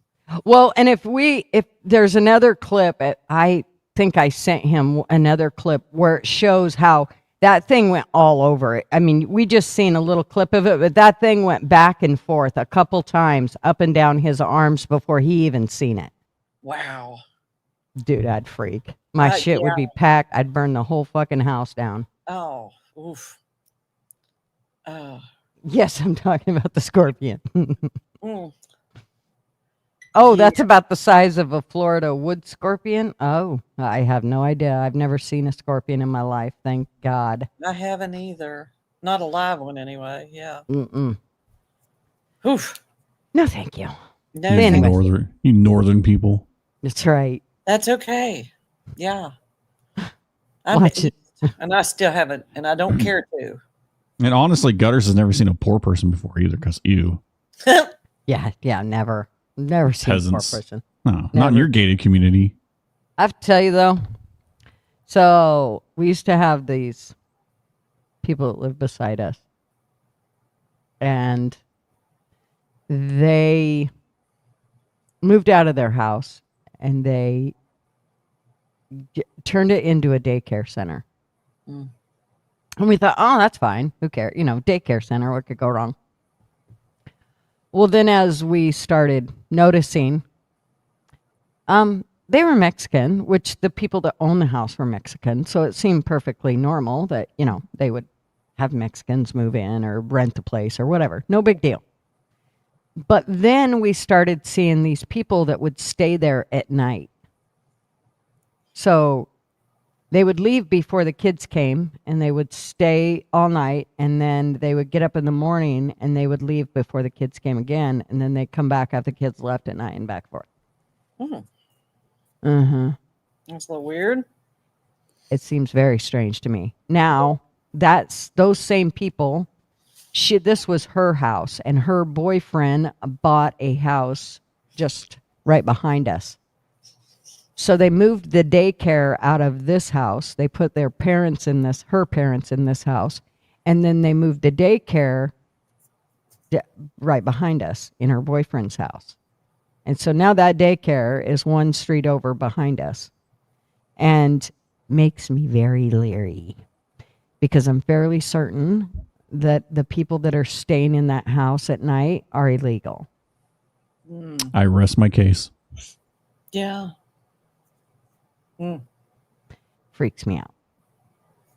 In fact, when we started feeling a little uneasy, my granddaughter was quite little when they started this daycare over here. And I wouldn't let my granddaughter walk outside without us being right there in the front yard, because I just didn't know who it was who was there. So I don't think they're homeless. They're driving around in nice rigs, and So, and that's what the other part that just really chaps my ass. Yeah. They all got nice rigs, but they're paying a $900 car payment, but they got to be on food stamps. Yeah. Well, you know what? Where you live at? Oh. I gotta head out, guys. Okay. Thanks, Ma. All right, See love ya. ya. Love you, Bye. darling. Bye-bye. At least where you live, you don't have to worry about them running from the cops. What do you mean? Well, you have all those traffic lights. They'll just keep stopping. No shit. Stopping. That is a You fucking have city. the absurd amount of traffic lights in that town. Fuck. Every time you try to go someplace. I am about a mile and a half from my granddaughter's school. And if my daughter calls me and says, yo, can you go pick her up real quick for me? Okay, well, there's no real quick about it. It'd be faster if you walked. No shit. There used to be 1, 2, 3, 4, 5 stoplights from here to the freeway. And just on the other side of the freeway is her high school. Now there's 8 stoplights in between here and the freeway. That's crazy. I'm still not used to having to stop at a stoplight to get onto I-5. That's the first time I was over that direction. I'm like, I've never ran into this before. And then it started popping up all over the place. Like I think Dallas has them now, Houston has them. And I understand the concept. You're trying to stagger traffic on so you're not, packing the highway. But man, that, ooh. Yeah, it's definitely here's the deal is before when they didn't have those stoplights at the entrance to the freeways, it would get so congested that nobody could move anywhere. Now it does kind of make it a little easier because they've got to be, even if it holds it up back onto another main street, it holds it up behind a light so that people can still move and get around. Otherwise, they would clusterfuck it all. You couldn't get anywhere because once it went all the way back past the exit, then they would just keep going and they would end up, they would park right in the middle of the street and nobody could go anywhere in that area. It would just hold everybody up. So that's where pretty soon the lights had to come into effect. No Mexican here. Now, if you see my son, Oklahoma City was getting that bad, but luckily it's sprawled out enough that they can just keep building highways. I mean, soon enough, Oklahoma City is just going to look like Dallas Metro with all the interstates and highway systems going everywhere. And of course, they have toll booths, so I'm sure there will be more toll charges lanes. I mean, that's the one thing about Oklahoma City I hated is if you want to get anywhere quick, you have to take the toll roads. And of course, they don't employ people there, so you just kind of run through it and hope you get a bill, and then hope the next time you have to go get your tag registered or updated that they don't have a lien against you because you didn't pay a 50-cent toll that you didn't know about because they didn't mail you because nothing fraudulent ever happens in our United States Postal Service ever. Right. Yeah. Ever. I mean, as soon as I put a stamp on something and I send it, I know with confidence that it's going to arrive at this other. Mm-hmm. Oh my God. Yeah, it's definitely gotten way worse here. I mean, we are so clustered, and now, I mean, they're taking out huge malls and they're putting in apartment complexes, and then there's no parking with those apartment complexes. Well, they don't want you to have parking. They want you to walk everywhere with bikes. Yeah. Remember exactly. What was it? A couple of years ago, they were talking about the 15-minute cities where they want to. Yep. I think it's wild that when I meet somebody from New York for whatever reason, and I just chat with them as a tourist, and they're like, "Yeah, this is my first time out of New York City." I was like, "Oh, that's neat. How are you liking it?" And they're like, "I don't know. They grew up on this square block in New York, and they've never left it ever." Right. So to them, it's like they lived in a little town. It's like because they never ventured out. They've never gone out. Like, how is that even possible? Well, if and I can kind of see why they do this, because like for us, we don't go to Portland for love or money. We do everything we can to stay out of Portland. Marvin drives through to go to work. That's it. I mean, when the kids are like, oh, it's our birthday dinner and gosh, we really want to go to photo chow or fuck off. I don't care if it's your birthday and I don't care if it's a special day. I don't give two shits. I ain't going to photo chow because it's right in the middle of a shitty part in Portland. I don't want nothing to do with that. And it's not worth a steak. Oh, you mean Fogo de Chão? Yeah, that hellhole. I mean, it's a great place, but I don't want to go there to eat. I get the meat sweats in there. Holy crap. Mm-hmm. So do we. I've been to the one in Dallas and the one in Kansas City. The one in Kansas City is super nice if anybody is close to that. But I've only been once, and we went on. They took and me I've for been to my one in birthday. Austin. It's good. It's expensive, but it's good. Yeah, that's why we would never go. I mean, we would never go because of the price. But our kids are like, well, they usually take us to places that they know we would never pay to go. So, right, that's the experience part. That's your exactly. Yeah, I remember and that's nice because whenever you get older, you're like, yeah, I remember that time we went to Fogo de Chão for my birthday. I've never been back there, but you remember it. Yes, exactly. Yeah. Oh, that's cool. And it was really cool. I mean, they walk up with the meat and all that, but not for my son wouldn't let us see the bill, but let me just say, I know that's why. I mean, for him he normally would let me see the bill, but he wouldn't even let me see the bill. He would definitely not let his dad see the bill because his dad had stroke out. But yeah, it depends on how many people were there. But yeah, it's about 75 $80 a person. Yeah, there was 9 of us. So I mean, that'll be quite a bit. Oh yeah. Plus the percentage of tips, which by the way, you need to do a show about how out of control tip culture is. Oh gosh. It is. I understand if you live in Texas, Oklahoma, where you get paid $2.50 an hour and then get plus tips. I understand the tip culture, but here, like in other places, you get paid minimum wage plus tips. So you get paid the $15 plus tips. It's insane. Yeah. Well, and I have been a big one about that whole thing of, they start in with well, you have to give us this. I don't have to give you shit. I have to pay for my meal. That's what I have to do. And anything else extra, that's on whether if I want to give it to you and if I can afford it. A tip it's optional. That shit of saying that you have to do it just pisses me off. There's other parts of the world that, like when I was in the United Kingdom, they don't expect tips. In fact, I think that one of the places I went when I tried to tip them and for me, it's like, yeah, no, here it's just a culturally appropriate. They're like, no. It makes me feel like you're being sorry for me and that I didn't do a good enough job and you need to go find something else to do. I'm like, oh, I never looked at it that way. Well, give me my money back. Right. But no, other countries I've been to, tipping's absolutely not a thing. And, but it seems to be uniquely American that's spreading elsewhere. Like even when I was in Canada for a little bit, it's you tip up there. Oh yeah. Did you see what Nathan said? Well, here in about 10 minutes, I'm going to go for that consultation. You don't have to worry about that extra shaft.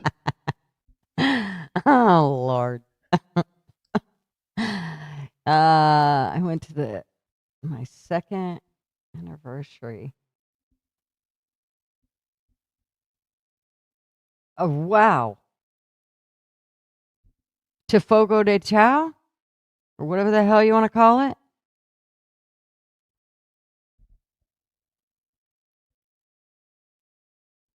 So you get a gift card. Well, I got to tell you, we all had gut aches when we left that place. But I believed it was from eating so much meat. I'm telling you, it's meat sweats. Mm-hmm. Yeah, I'm my granddaughter. She can eat some meat. Let me tell you what. That girl can chow down on some ribeye. Did you try any of the other exotic meats there, quote unquote? No. The only thing I tried that I'd never had was lamb, and it was disgusting. Lamb's good. It depends on how it's made, but lamb's good. That was gross. I said, get that shit off my plate. That's disgusting. It tasted like shit. I was not impressed. And I was kind of bummed because so many people have said, oh my God, if you have lamb right, it's good. You must not have cooked it right because I've had really good lamb. Mm-hmm. Yeah, I've heard people say they have really good lamb. They've had really good lamb, and I'm like, well, don't get it there because it didn't taste that great at all. Not impressed. The ribeyes there that they cut off the little stick is fantastic. Oh, I know, melt in your mouth. And they've got. See, I had it wasn't wild boar, but I've had boar there. That's where I learned I don't like boar. It's too gamey. It's too stringy. It's not pleasant. Yeah, my son he went to Texas and got one and brought it back, and he tried everything. It was just gross on purpose. Oh yeah, on purpose. Ugh. I couldn't. I tried so hard. I just couldn't. It was gross. Hey, Stefan, is it Stefan? It's got to be Stefan. Yep. We tip up here to coffee. This time $3 tip after $1 or $2. So yeah, I tip what I want, and it doesn't matter on what the bill was. I tip according to how well they did. If I get a good tipper, or if I get a good server, and they do me well, then we're going to tip them quite well, more than probably they have expected. But if you're not, well, dude, you're lucky if you get more than what, I ordered. Steven, okay. Nice to meet you. Welcome. What's the difference between a canoe and a Canadian? A Canadian. I think we're going to find out here in just about a second.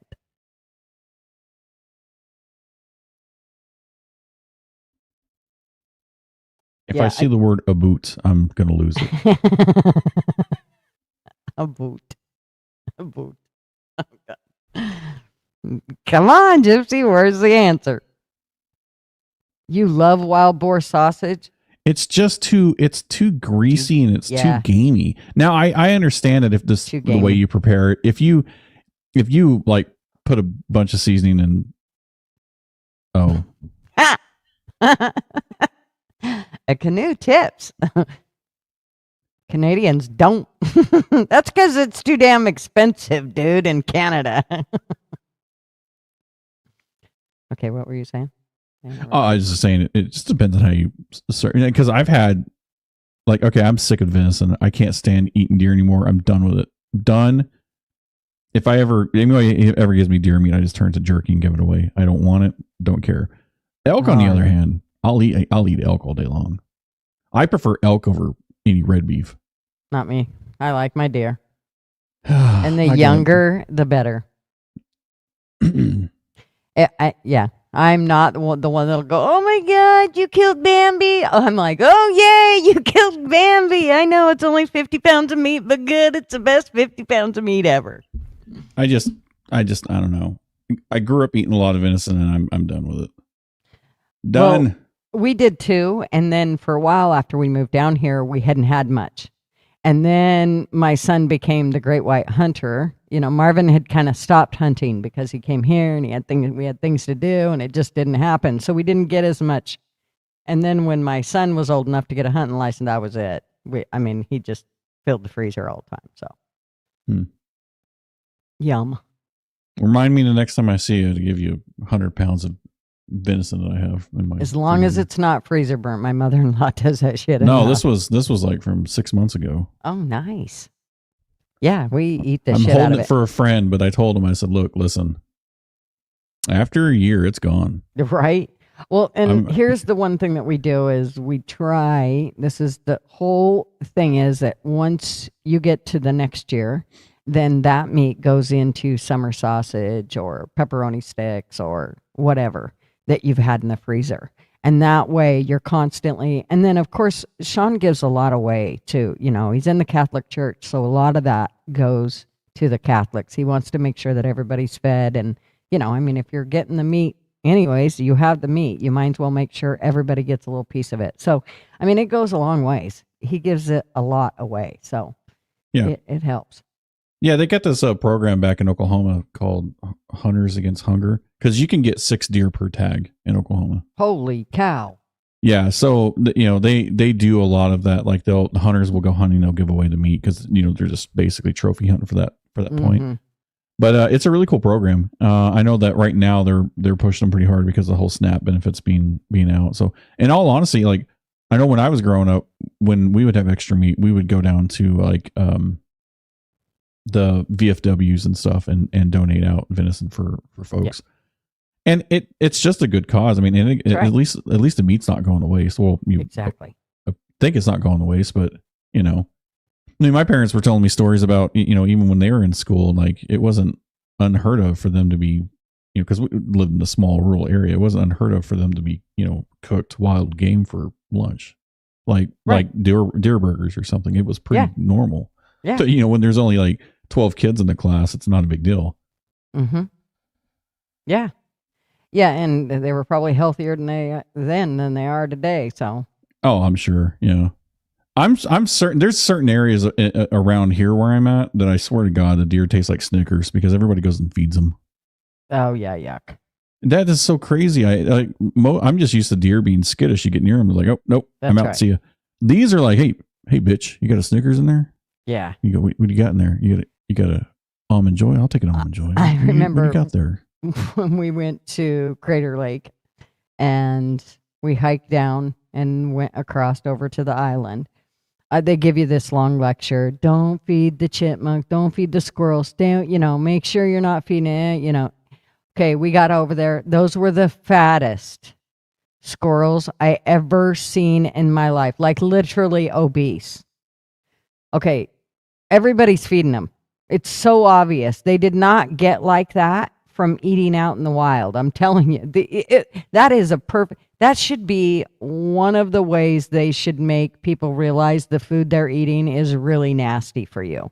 It's not like these people go over with a loaf of bread and feed it to them, but it's just everything they're feeding these wild animals are making them obese. That's not, I don't think that they sat and fed them, you know, they drop a crumb and they eat it. That's how that's happening. I don't think people are sitting there feeding them loaf after loaf, but I definitely think that the what they're eating when it gets dropped on the ground is what makes them obese. Are you leaving, Gypsy? Good day. Thanks for hanging out with us. I think she was saying bye to Flatty. Flatty said she's out. Oh, have a good day, Flatty. A good night. I think it's nighttime for her. Yeah. Yep. She's 8 hours ahead of us, I believe. A day and 8, isn't it? No, she's not a day. She's in UK, isn't she? Yeah. No, it's not a day. They're on the same day we are. Now, if she was in New Zealand or Australia, you know, that's where the international date line's at. I think she's 8 hours ahead of us. So what? It's I know 8, when I do my something like that. When I do my evening Tuesday nights at 7:00 or 7:30, it is like getting daylight for her. So you're right. It must be like 8 hours. Only reason why I have to know that's because I'm constantly dealing with and by the way, fuck daylight savings time. Every time I have to roll the clocks back, it fucks everything up in my system and I have to go through and manually change the motherfucking clocks because nothing syncs right and I get all kinds of alarms and I'm just sitting there just fucking programming goddamn fucking daylight savings time. Fuck. Oh, my granddaughter or my grandson is just having a hell of a time with it because of bedtimes and nap times, and it's just messed with him so bad. Just pick a time and stick with it. My God, we're not in these days. We're not in. Listen, I know why they did it back in the day to, you know, save power and to, you know, they say it's to help the farmers, but it's not about that. It was about saving fuel is what it was about. Mm-hmm. We're done. Get rid of it. Yep. I agree. Enough is enough. Let's be done with it. Let's go. Let's everybody just stick to mountain time on this side of the world. Everybody in mountain time can stick to central time. I don't care. Actually, I'm a proponent that we all stick to Zulu time. Everybody's just on the same clock. I don't care if it's 7 p.m. there. Yeah. It would be easier. It would be. I know it would be weird at first because everybody's like, I got to work. Oh, what time do you work? From 1 o'clock in the morning to 10 o'clock. But that would have been originally 8 to 5. I know that it would be weird to get used to, but I think that we would all be in sync, and I feel so horrible for software developers around the world that has to remember when they build the software, they have to code in all of these different time zones and all of these different rules for daylight savings. Because if you get your timing off in certain scenarios, like in my system, if you get the timing off, it just completely fucks your database because everything's time synced, and then when they roll the clock back, it can override the data in there because it thinks it's, oh well, this is last hour's. Well, we don't need this data. It's like no. I need to keep everything. So you have to remember how you set that up. Yeah. Yeah. That. All right. I need to get going. I gotta drive an hour to get to the doctor's office. So. All right. You go get whacked off. Yeah. I'm going to do that. I'm looking forward to it. All right. Well, can't wait. I'll at least go over if Omen Bills goes live. I'll go over and say, hey, if you show up there, hey. And then. We've only kind of been tossed around the idea. I don't know what fully the plan is, but I'm about 99% certain we're not going to do Abby Normal. But if we do go to Old Man Builds, I will probably throw that link up on our abbynormal.com. That way it's there. But yeah, I don't know what's going on. I'm just kind of going with the flow at the moment. Okay. And I don't know, maybe me and LW will do a live. I have no idea. I guess it just depends on how it all works out, or I might do a live, but it won't be under Abby Normal. It'll just be a live. That way I don't have to worry about anybody saying anything that's going to corrupt it. So, yeah. Friction, you act like what the fuck? I don't even know what to say to that comment because I'm trying to have a filter on. But if I didn't have my filter on, I would say something to the likes of I've been practicing that my whole life. I've been gearing up for that one moment. I'm not old enough for that. He seems excited about it, but like he can't wait or something. No, in all honesty, I have to go back in for a checkup. I contracted Lyme disease a couple months ago, so been having to watch it. Yeah. Yeah. So the ticks got you. Yeah, when I was back down in Oklahoma. Yeah. Sons of bitches. But we think we got it early enough, but they just want to do one more follow up to make sure because as soon as I saw the symptoms, I went in. It's the people that don't do anything about it. That's when it fully sets in. You know what I mean? Mm-hmm. I jumped on it like ASAP. And I was like, uh-oh. And then, yeah. So, yeah, I just have to go in for my last, make sure everything's all good. And I'm sure everything is, but, they got to look at the blood work and make sure everything's good. That's right. Just don't let them juice you up with nothing. Yeah. Oh yeah. Yeah. No, big dog. It doesn't hardly. I don't even realize anything. Like nothing's wrong. Like I said, we caught it like ASAP, so it was treated very quickly with some pills. I can't remember what the pills they put me on. And what also stinks is that I'm allergic to antibiotics, so I can't take any. Hey, speaking of pills, did anybody see the pharmaceutical rep fucking pass out on Trump's thing yesterday? No. Oh yeah, they were talking about all the pharmaceutical drugs and blah blah blah blah blah, and about that time. Oh, what's that TV doctor? What is his name? I can't stand him. Dr. Phil? No, the other one that Trump has put on his team. What the fuck is his name? The dark-haired dude. I can't remember who he is. Anyways, he looks over and goes, "Are you all right?" And about that time, the camera scans, and the pharmaceutical rep fucking just kind of his knees go out from underneath him, and fucking they just kind of lay him onto the floor. Trump's looking at him. RFK runs out of the room. I'm not shitting you. As soon as he started to go, RFK Jr. shot out of the room. And yeah, I'm not laughing because the man had something going on. However, to me, that means you can take those pharmaceuticals and shove them right up your ass. Hey, I'm on board with that. I don't go get any unnecessary jabs that I don't need. No, I get none. I ain't getting none. Yeah. None. Yeah, Dr. Oz. That's who it was. He's like, he stops talking and looks over at him. And he's like, "You all right?" And then somebody else that's standing behind him's like, "Are you all right?" And yeah, it was a whole few. And then the dude went down. It didn't look good. I don't think it was a good thing for him. I think it was probably bad. But anyway. I gotta go. I love you. Thank you, darling. Old man builds. Message me. Whatever happens. So I'll be around ish tonight. So yeah. Anyways, I'll have old man drop his link too. So we get that. All right. Thanks, Baker. Love you, darling. Bye. Yep. See you. All right. Woohoo! I think it was a good stream, and it's at 2 hours. We're good to go, huh? Everybody feels good about it. It was a poop show. Yes, it was. That's for certain. That was weird. That whole thing. I mean, I don't mean to laugh at somebody going down. On the other hand, it was a pharmaceutical rep, and I've only said for many, many years that pharmaceuticals are a huge problem. I watched it. Thank you, Ma.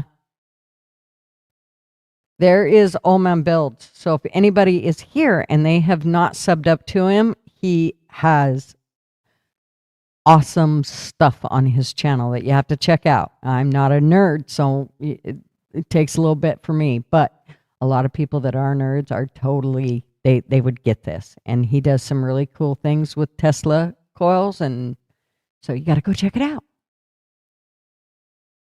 I know, I'm about to abandon 20 viewers. I could stay and listen to a hair of music while I run and go pee, and we can visit for another half hour or so. If everybody wants to hang out, we can do that. But I do have to pee. I'm literally sitting here shaking my legs because I got to pee so bad. So let's watch. Let's listen to this. Nope. Let's turn it down. Like a great deal. Okay. All right. I'll be right back.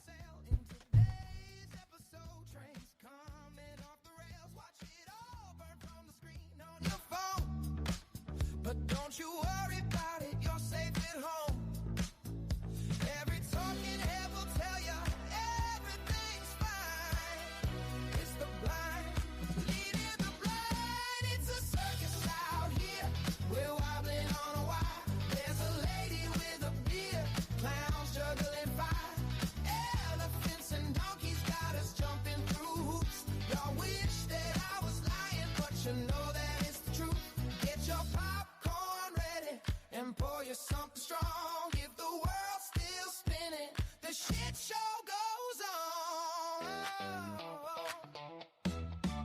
Well, the world's strongest man just dropped the ball, and the tent's caving in from the weight of it all. Yeah, the lion's out the cage, puppets in a rage, and the ringleader's on parade. It's a circus out here. We're wobbling on a wire. There's a lady with a beard, clowns juggling fire, elephants and donkeys got us jumping through hoops. I wish that I was lying, but you know that it's the truth. Get your popcorn ready and pour you something strong. If the world's still spinning, the shit show goes on. Come on, come on, witness the greatest show on earth. Ignore the flames. Do not panic. Okay. Everything's fine. Everything's fine. Here we go. Where's the button? Oh, there. That was enough of that. All right. Woohoo. So, what else we got to talk about? Let me look. What's been going on Twitter? It's kind of amazing. I have a hard time working X. This whole thing, and I know LW jabs at me all the time, but I have a really hard time using it. It doesn't work. I don't like how it works. Maybe that's what it is. I don't like the whole thing. Oh, Lord. Look, here we got a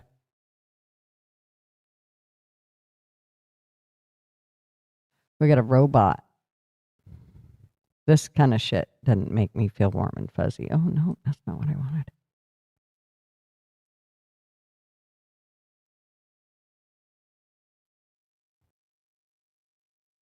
Where are we?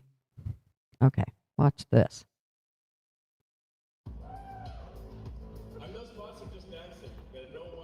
Elon's robot.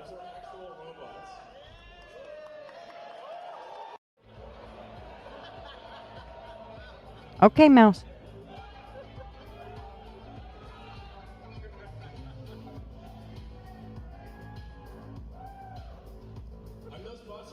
Okay, so it's gonna fight somebody. How's it gonna do anything?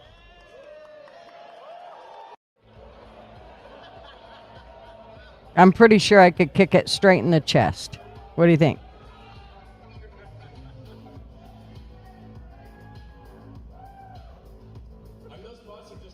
I have not, Friction.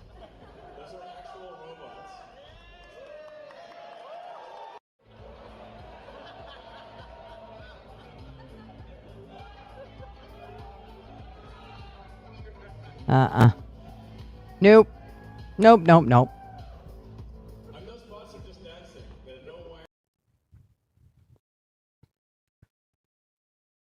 Weird. All right. What else do we got? Oh, Lord. That dude's... What is going on? Oh, he's having a seizure. Oh, and he's got his baby in his hands. ICE has gone to get him, and he's got a baby. We're not going to watch that. That freaks me out. I ain't putting nobody through that. Okay. So, what else? Named Neo. I swear to you guys, you'd think I'd been drinking. It's the second time I've spilled coffee this morning. The hell's wrong with me? Okay, a housekeeper robot named Neo, huh? Let's check him out.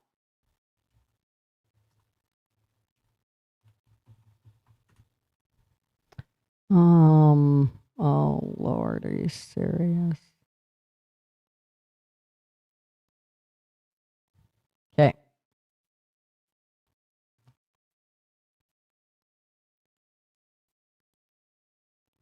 Here we go. Let's see how this goes.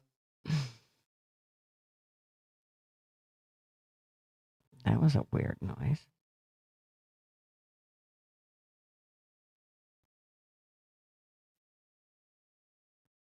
It's like I hear somebody banging in my headset.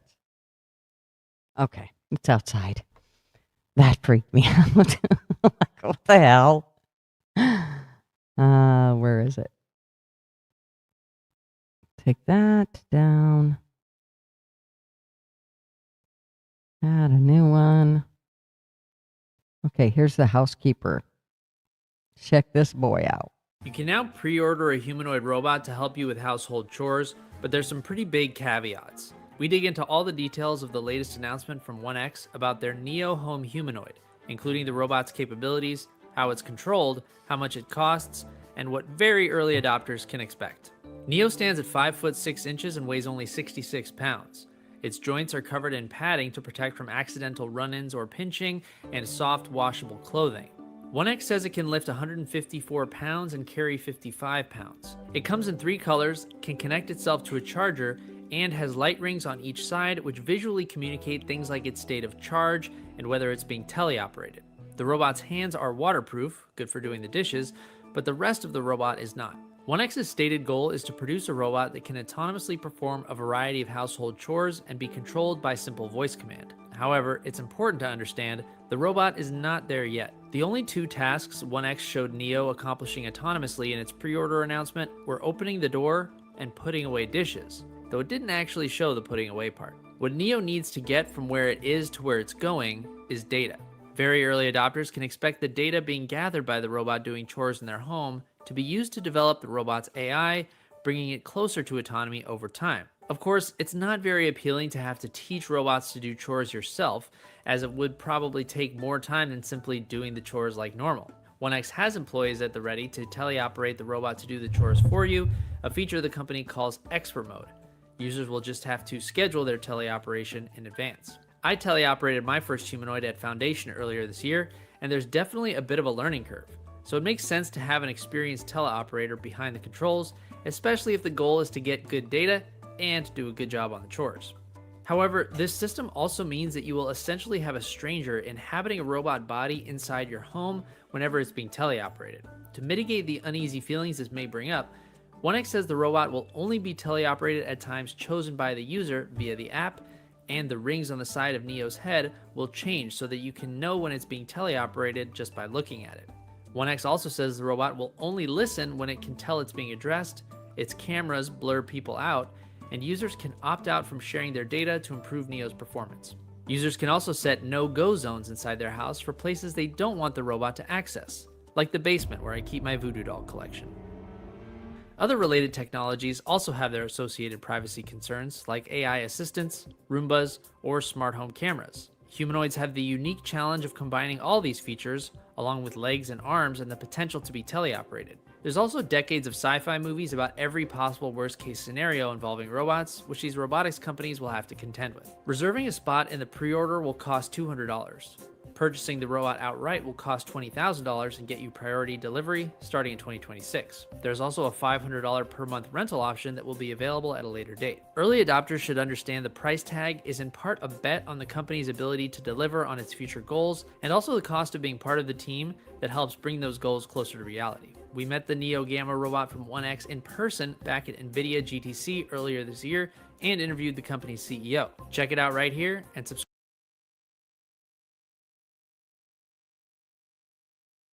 Not gonna do it. Not gonna do it. Nope. That creeps me out.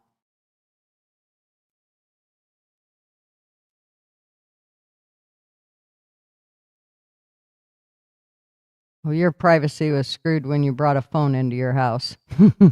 Hate to tell you, but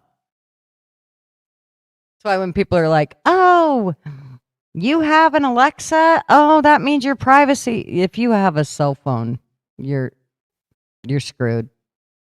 I mean, that's just the way it is. Mouse, what's up? I missed Rosie I missed Rosie by 2 seconds, didn't I? You did. Yeah. You missed Rosie. So it does exist. Well, she gives me the creeps. I don't know about you, but she gives me the creeps. She's fucking no way. Hey, big dog. Yep, we had Big Dog up here. I was listening going down the road, and it was so funny. I'm coming back. I had to take my daughter some deer meat. Oh, that's funny. And I'm going, oh, this is a conversation I should be sitting in on. Nope. That's right. Good for you. Oh, yummy. That's good for that baby. Ugh, I wanted it out of the house. Oh, I love it. Mom made a roast, but she didn't know it was like the back strip. Oh. She's like, I don't know what the hell is really tough. So here's one of the things I do for my deer meat, and I've had people go, I don't do deer meat, and then I cook it, and they're like, oh, well, that's not too bad. So, and it doesn't work for everybody, I'm sure, but for me, yeah, I'm very simple when I do deer meat. And the only thing I put in it is Worcestershire sauce, garlic salt, and pepper. That's it. I don't put anything else, and I let it marinate in it for a while. If I'm afraid that it's going to be tough, I'll beat the shit out of it. If it's not, and if I'm not worried about it being tough, and I think it'll be a nice tender one, I don't even worry with it. I just, now I will also fry mine in flour, which I put lots of garlic salt and lots of pepper in. You mean like to batter it? Uh-huh. Okay. And then I just fry it. And then we usually have it with fried potatoes with bacon and onions in them. And I have turkey sauce on the side because I have to have turkey sauce with fried potatoes. And I took her the tenderloins, and she's going to make beef jerky out of it. Oh, yeah. So, yeah. And there's a million things you can do. It's, yeah. But I love it. So for me, I can eat. I'll tell you the only thing that I don't like is I do not like venison burger. I would just as soon.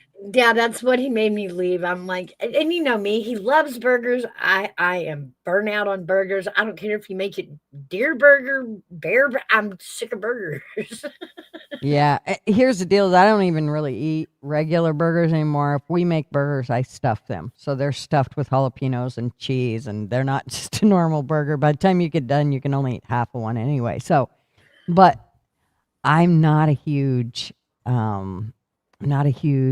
venison burger person. And I think that has to do when I was pregnant with Kayla, I made a venison burger, and I had morning sickness all day long that day. And I Killed think, that, didn't yep, it? Yeah. that was it. I've never been able to eat it again. I can blame morning sickness on a lot of stuff I don't eat anymore. Mhm. The other problem is my son, who is the great white hunter and goes out and gets all the meat, and he'll only have 10% of beef suet added to it into the burger, and I want 20. I want at least 15, but I'd just soon have 20%. I want more beef fat, and I want way less wild taste to it. So Are is y'all's deer more clean this year up there? Ours Oh, yeah. here, I was a little worried about eating it. I mean, there are so many diseases this year. Okay, so this is the one thing that I learned about the blue tongue, that they seem to die when the mites get them and all that shit. Okay, and it turns the meat slimy. So the one thing that I have learned about blue tongue is, and my son actually learned this from one of the wardens, the game wardens, had told him that up there in Idaho that they gain an immune system, a resistance to the mite bites. So if they made it through last year, then this year is much easier for them, and it's also easier for their offspring. So I think that eventually that won't be a big thing. It'll be something that they'll kind of build their immunities up to, and it won't be a huge problem. But if you get one, and as soon as you open it, my son says you can tell immediately that it's got the coof or whatever you want to call it. And it'll be slimy, and there'll be white on it, and it's just, immediately as soon as you open it up. The other one they're worried about here is what they're calling wasting disease. Something to that effect, but the tick diseases, the diseases they're giving each other, it was just really bad up here. So they're having you send the whole head off before, when you take the meat into processing, they'll tag the head and send it off and test it before they'll even let you have the meat from the processor. Yeah. I did see when I went and picked up my grandson yesterday, the weight station had a place set up, and they were checking. They want if you had any deer or elk that you needed to stop there and be checked out. So I don't know what exactly they were doing. I was going to actually look that up, and I never did do it. But yeah, my son tries to always go as legal as possible so that because he loves to hunt, so he don't want it to get his privileges taken from him. Right, so he's very careful about how he does it. But yeah. Yeah, I just heard about a really famous hunter. I can't remember what his name is. He's a deer hunter. And apparently he was on, I guess, prison grounds or too close to the prison when he shot a deer. He lost his hunting rights for 6 years. Yeah, that's bullshit. Especially to a prison. Really? Well, I mean, it was like, around the back edge or something to that effect. Right. It wasn't actually on the prison or at the prisoners. Right. But it was off lease, nonetheless, Yeah. Yeah, I think chronic wasting is, I don't know if it's in Idaho or not, or here in Oregon. I do know, when I look at that, though, it kind of, no, see, the one with the mites, they'll actually start to look mangy. Like they start to lose their hair. See, this one's showing that. This one's showing that, and that's the wasting disease. That makes me think that they're almost connected in some way, because that's kind of how those ones are looking. Because let me pull up the one And now they've got us watching for the birds to be on the ground. Apparently the scavenger style birds here in Tennessee all caught the bird flu.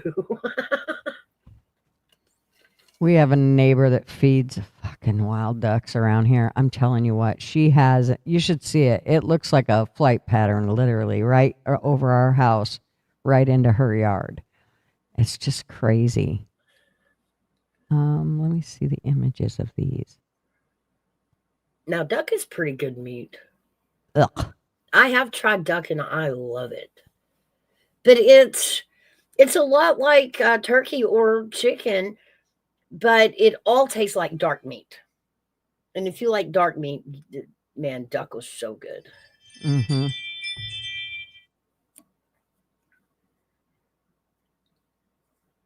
hubby must be leaving. Okay. Yeah, I was looking at the difference between the blue tongue and the wasting. The blue tongue, boy, their tongues get huge. Oh. It almost just screws them for eating, but they have that same mangy look that the chronic wasting disease has. It's kind of weird. Their poor tongues, though, they get so big they can't even eat. So sad. I hate to see anything go through that. Yeah, duck. My son's a huge duck hunter, but oh my gosh, I can't. It tastes funky to me. I just can't. We've tried about 50 different ways to deal with it, and it just. I'm like, no, you can go ahead and give those away. So he does give them away to somebody that loves them and eats them a lot. So there's some that he'll keep to have skinned or whatever they do. I don't know. He's got a couple mounts, but yeah, he basically just goes duck hunting to get rid of the duck because there's so many ducks here. Holy Man, sheep tell him shit. to send him my way. I will trade him for deer meat all day long. Have to tell him, load some of those up, dry ice them, send them out. It's so funny though, when it comes to deer meat, someone will announce, oh, we're going to have deer meat tonight. And then you have to listen to 15 critics tell them how to cook it. Cook it, yes, always. Because they always know best. Yeah. Always. I know every time I say, well, I just do mine, people will say to me, how do you do yours? I don't. Yeah, I'm so not big anyway. on spices. I'm very, so anything that's simple, I don't like to cook to begin with. But I want it to be good because I'm kind of spoiled that way. So I want it to taste good, but I don't want to spend a lot of time on it. I'm not the one that you go, oh, you put so much love into it. No, I fucking didn't. I put that shit in the frying pan I've and heard cooked it it. all. Soak it in salt water. Add veggies. Add certain spice. Mhm. No, the wild in. Yeah, I can't get the wild out. Just cook it. Just cook it. Yeah, see, Friction, you and I are the exact opposite when it comes to the kitchen. So were me and my sister. My sister lived in her kitchen. So did my cousin. My cousin has, I kind of do this sometimes, where I'll have dish soap in water that's sitting inside the sink all the time. That way you can always keep your dishes going. My cousin is religious with that. Like, she cooks so much in her kitchen, she just leaves the water going all the time because she knows she's going dirty something. There's always that one straggling plate, spoon, and cup. Yeah. I'm like, did you dirty that shit? Fucking clean that shit up. I don't have to deal with it. So yeah, I'm not, but I also, like, my mother-in-law was a big one for just throwing the shit in and cooking it. And so what if it didn't come out like to taste, it was food, eat it. I'm not, like, my food's got to taste good or I don't want to eat it. I'll literally go, no, I ain't fucking eating that. Yeah, I cooked it. It tastes like shit. I ain't eating it. So, my grandmother coated everything in bacon grease. Bacon grease was gold to her. That's right. That's how you make shit taste good. Oh, well, that tastes like shit. Throw some bacon grease on it. It'll fucking taste better immediately. You're retired. He does the cooking. I kind of like that. I'm going to tell Marv that. When you retire, you're turning into the cook. I've got the boys to start cooking a little more around here. Thank gosh. When they do the meats and they want to do deer meat or they want to grill out, man, it's on y'all. Have at it.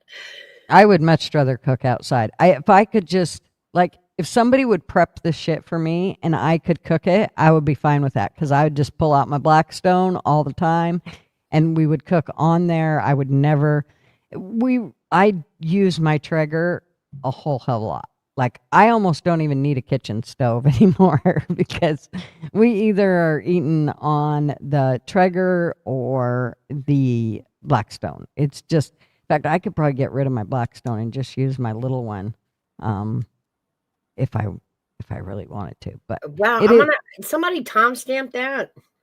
Well, here's the I deal. I never thought I'd hear her say that. Well, here's the deal, though: is the Blackstone is really good when all the kids are here. Yeah, because then I can use the whole thing, and I'm not kidding you. This is what I love about Blackstone.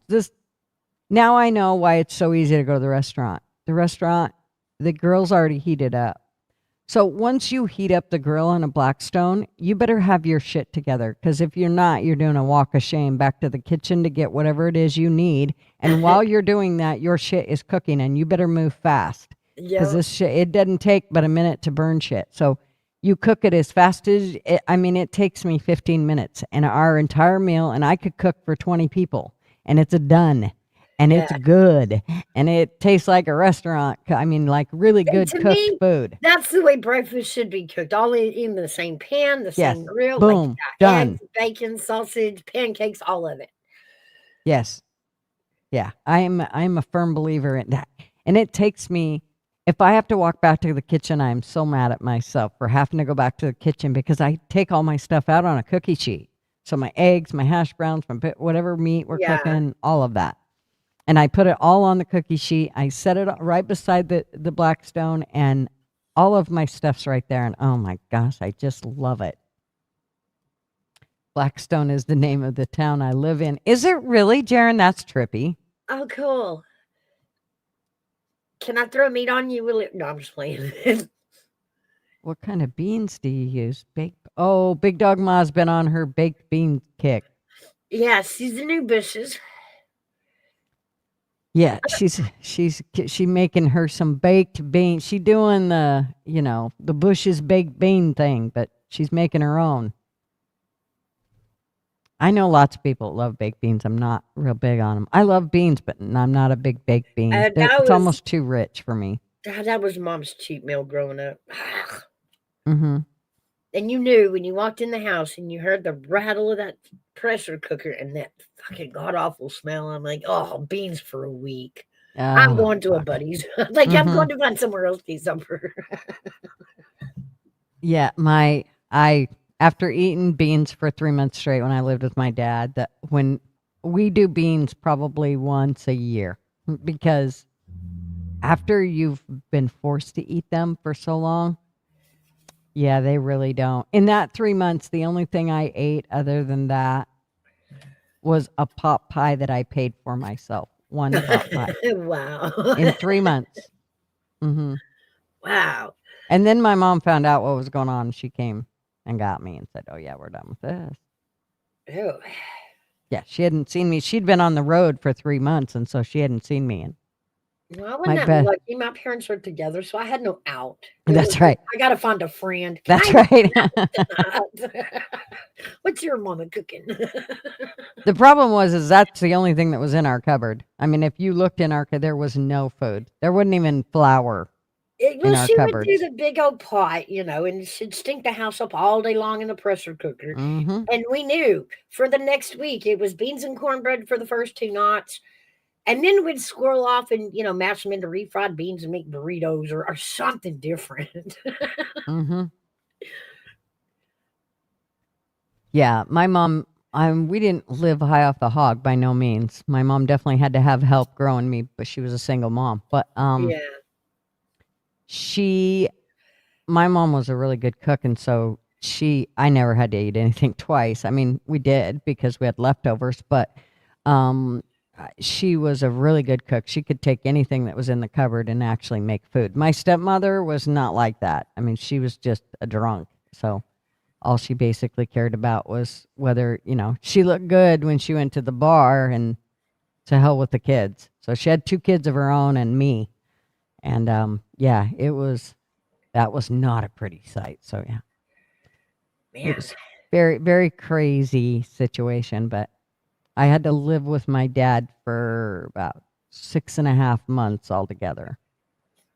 Of course, as soon as my mom found out that I'd been eating beans for a while, she was like, oh yeah, you're done. Well, sometimes it's the best they can do. I hate beans. Don't get me wrong. I'm probably going to eat them every day. Oh, they could have definitely done better. These were drunks that cared more about being a drunk. And I hear you. It was one of those deals, but it's okay. I learned from all those things of what I didn't want to be like. Mm-hmm. And that's kind of what that teaches you as you grow up is, what do I not want to be like? Probably that. Yeah, exactly. And that's why we say at some point you have to outgrow your raising. Yep. You can't keep blaming your parents. can't. You have the choice. That's right. That's exactly right. And you can do better. You have to push one foot in front of the other and do it. I mean, there's lots of things. I was listening to this one chick. She had a really good point. I wonder if she's still on. I don't know if I pushed her on I didn't. Oh, Man, I forgot the best news I heard this morning. I was so excited. That's what I was excited to get back and tell you. Oh. Pelosi's leaving. Well, she's I seen that. But nobody noticed, and I only read it in one article. She says, I'm retiring, but I'm not leaving the Hill. I thought, fucking hell. How can she do that? Yeah. How does she get a stay?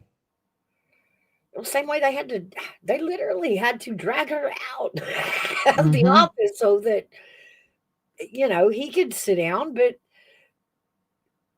it's going to take 2 years to collect all of her liquor bottles out of everything. Mm-hmm. I'm not sure they can do that. I think they just have to leave them. Leave them for the next person. It's okay. Yeah, some of them are like empty, because this bunch of empty bottles she stashed everywhere.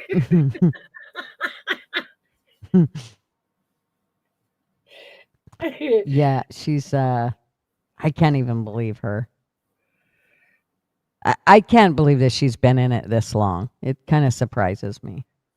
Yeah, that she's a good example as why we need term limits. Hey, Kaylin. How are you, honey? I seen you a minute ago and was going to say hi and got sidetracked. Good to see you, darling. I just heard a funny joke about Canada. What the hell was it? What was the joke, Gypsy? I didn't get to hear it. It was, what is the difference between a canoe and a Canadian? I didn't get to hear the answer. The canoe tips.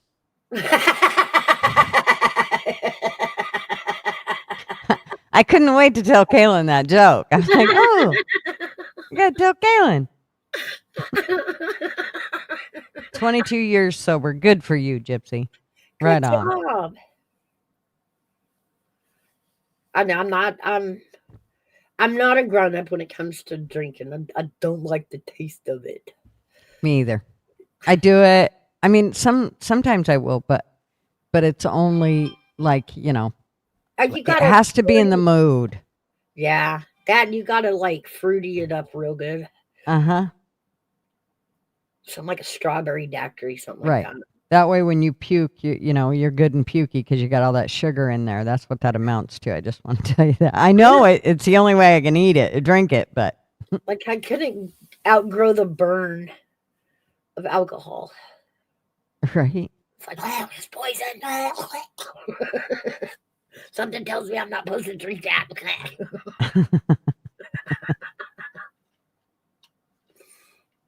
All righty. I can't drink alcohol. I can't drink. Oh, alcoholism runs in my family. Oh, I think it runs in most families, Jaron. My dad I would think that.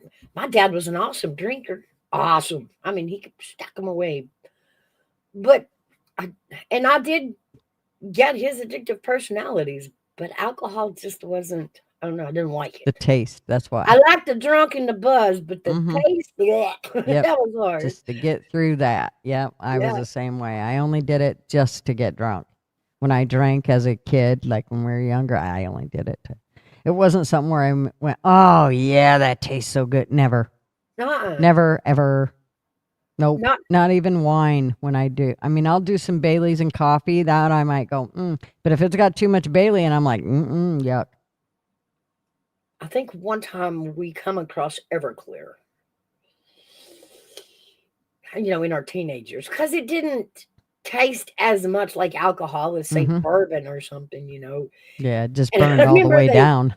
They sold it in a 3-liter bottle mixed with, it was like grape soda. And I mean, it tasted like the grape, the old grape soda. And we chugged that. But past that, I don't know. And I never found the drink again. I think it was called Purple Passion. Moonshine we always did, but that was always we did it all year. But one of my favoriteest time to make sure it was around was when we went Anytime that we went sledding or played in the snow, anything like that, it's like, where's moonshine? We need Keeps that. you warm. That's it. Does heat you up. That's the fire. Where is it? I need that. So, and you just had to take a drink every now and then. You was warm the whole night. I think everybody down here has got, the big mason jar of just plain moonshine, but we will fight over the flavored stuff. If somebody comes out and says, I got the apple moonshine or the apple pie or even the cherry, we will pay double for that. Oh, see, I could care less. Because, again, I'm not drinking it for the taste. I'm drinking it so I can stay warm or whatever. And so lemon drops are good. They probably are, too. And they probably don't even taste like alcohol. Something tells me that lemon just rides right over it. Isn't that what we used to call a hot toddy? Hell if I know. My mom was I think a bartender. So was my sister. I never could. Liquor, lemon and honey. And that was like medicine. I thought that was cough syrup. They used it for cough syrup. I think they even used it for heartburn, to be honest. Peanut butter whiskey. I think Rick did some peanut butter whiskey, Kaylin. I remember tried right. Some at the old Smoky Distillery up in Gatlinburg. They do this little jewelry. It's so cool. You go in and you pay $5 and you sample every flavor on the shelf. And you're hammered by the time I would be. $5, you're fucking hammered. I was going to say, all I got to do is sniff the cap and I'm hammered. Yeah. So I can just imagine. But they had some flavored up there. They had peanuts and walnut, and there was a new bourbon they were trying through moonshine. That is not a fair thing. Moonshine is not bourbon. Moonshine will never be bourbon. They make it taste like bourbon with wood chips, but I can't even imagine. Then they carry out. No, there's actually, it's funny, Big Dog Ma. There's an actual double bench right outside the door. Not one, like one every block. There's double benches outside of the moonshine. I would like to say that I've tasted bourbon, but I don't think I've ever tasted bourbon. I'm sorry, Dave. I'm sorry. I know that's probably like a sin in the Dave Brown bourbon hunter country, but I don't think I've ever tried bourbon. And it's, it's a brown liquor. It's aged, and it gets its flavor from the wood barrels. Right. And so, Tim and them thought, well, if we just put some burnt wood in it. No, Tim, no tickle. That's not bourbon. I feel like Ma knows. She's like, so. Yeah, basically. Yeah. Oh, yeah. You can wait till your legs burn. We're going down, and Mom's like, oh, I'm so tired. This is so hard. The street's so long. And we just happen to stop in front of it. And my husband, just kind of wanders in. Dad follows him. I follow him. Mom follows me. Next thing you know, everybody's putting up $5. And Mom was high-stepping it out of there, buddy. Woo-hoo, let's get going. I was always fucking, as soon as you give me too much to drink, I am definitely one of those 10 feet tall and fucking bulletproof. And I can, there's 2 headlights, but I see 4. Yeah. The world she'll start spinning the opposite direction. and I'm also a bit bipolar because I'll go from fucking woohoo and then somebody will fucking say something and set me off. And I'm like, you think I'm fucking good on my rants about politics? You should see me when somebody plays a rap song on a fucking jukebox. Nobody feed Gigi tequila. Now, don't even. I don't even need to snip the cap. But one of the last big times that I got pretty hammered, we went down to the pub down the street for my birthday, and the neighbors went with us. And I was drinking what you call Huggy Bears. And that's a shot of Bailey's and a shot of Tawaka. And let me just tell you, the reason that I decided I was going to do that night, first of all, I love Bailey's. And Tawaka actually tastes pretty good. And I had a friend who actually made that drink up for me years ago. because I would never drink anything. So she, as a bartender, went, okay, I'm going to make up a drink that you will drink. And so she came up with this. She called them Huggy Bears. And it was just a shot, and that was it. Well, when we went to the bar that night, wouldn't you know it, for every shot you got a free Tawaka shot glass. Well, fuck, I'm a huge collector, dude. I'm going to get a shot glass? Well, let me see. Who can get more? I bet I can. I did. We have enough to play quarters with now. About, I don't know, an hour before we left, which we had been in that bar for a long time.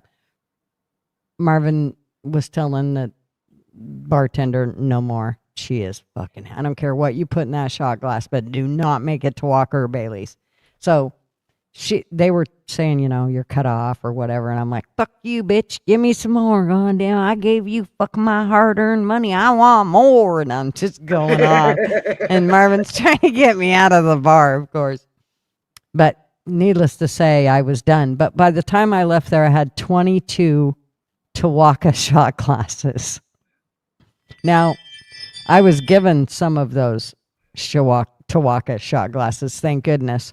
I didn't drink all of those 22 shots because there's no way my 5'3" body could have taken 22 shots. And especially when I don't drink much. But let me tell you, it was pretty good. But during that whole night, they kept this area is predominantly, well, let's not even go there. Anyways, they played rap music. And mind you, they would finger fuck my, Tom Petty song for some rap music. Well, after about the second or third time of them doing that, now I'm pissed. So I'm going over and having it out with the jukebox. All right, Bubba. Listen, motherfucker. Next time you finger fuck my song, we're going to have a problem. So anyways, Marvin was deciding that it was probably time that I left. So yeah. Needless to say, that was also the night I wrecked on the little kids' trike. So our neighbors had kids that were younger than ours. And the bitch, my neighbor, she pushed me on this trike down the street. Well, once you got going so good, the street kind of dipped down and it had quite a decline in it. And there was a cement wall at the end of this street. And I didn't want to hit the wall. So the only way I could stop was to put my knees on the ground. And I ate shit when I did that because I put both knees on the ground and down I went. And I went ass over tea kettles with the metal trike. And oh, yeah. I was glad that on camera. I fucked myself up, dude. I'm telling you what.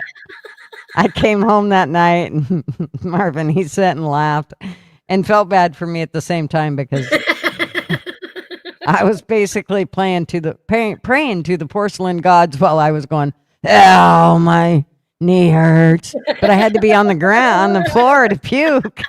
Oh, my knee hurts. And puking every time. Yeah, God, I'll never do this again. Please save me. Yeah, it's just, I'm not a pretty sight. Yeah. I was way too hammered that night, but thank goodness I don't do that a lot because when I do, it's just bad. That's always better though than when I get on the "you don't love me anymore" kick. My mom used to do that one. Oh fuck, I hated that. Nobody loves me. By the end of the night, I was going, "You're right. I don't love you, Mama. Go to bed." Jesus. Wasn't there always one of those at the party? My mom never drank very often. Like I can tell you about 5 times my mom drank my whole life, and every time she would start out happy, and then by the end of it, she was crying and saying, "You don't love me." And I'm looking at her going, "No, I do love you. You're just really embarrassing the fuck out of me. Please stop." And then I became her. So I didn't drink very often, but when I did, I'd be happy for a while. And then it was like, you hate me. And Marvin, I know he always just waits for me to hit that spot where I'm going to be like, and he hates it. So, he's kind of like me. The compassion at that point's gone. So yeah, it's never good. Oh yeah, but I mean that was always the party. You had one in your face going, oh, "I love you, man. Yeah, I love you, Best man. friend, I just fucking love you." And then you had the one other, "You don't love me. Nobody Uh-huh. loves me. Why am I here?" And, Mm. ugh. And I was always the sober one. Are you leaving, Ma? Fine. Have a good day, Ma. Shit, clear up there. She was leaving like 5 fucking minutes ago. We're just I'm gonna finding. start telling her she's got to leave peanut butter cookies and chat if she wants to leave and go do food. Right? We need to see that she's going. We need to benefit from the food. You need to start baking this winter. If not, just for the cozy, yummy. Well, I'm telling you what, Big Dog Ma can hook you up. She makes these maple cookies. Oh, here we go with the cookies. Oh, num num num num. I miss I need some of them cookies. And I say I miss them because I've never had them, but I know they're good. They're maple. I love maple. And she always talks about making them. And then I always think, I'll bet she makes good gingerbread cookies too, like the soft, gushy ones. I bet I could put on 10 pounds just visiting her for the weekend. Oh, there's no doubt in my mind. I wouldn't be able to get out her door. She'd be rolling me out. I'd be like a raccoon in the trash, just handfuls of everything. Right. Well, and she's good at not just sweets. I mean, she cooks like home cooked meals. So, I mean, like you can put it, the weight's going on double time because you're not just eating the fattening shit. I mean, or the, you know, the sweet shit. You're eating it all. But Ma, she cooks 3 for later and 1 to eat. So when she cooks, like half of it's going into canning and then the other half you eat. Right. Like 1 for you, 1 for later. 1 for me, 1 for later. I missed frictions. She said, I popped a wheelie on a mini bike and dragged my ass several feet on a gravel driveway. Ouch, son of a bitch. That would hurt. Holy cow. When me and my cousin were fairly young, I'll never forget this. We were in 6th grade. My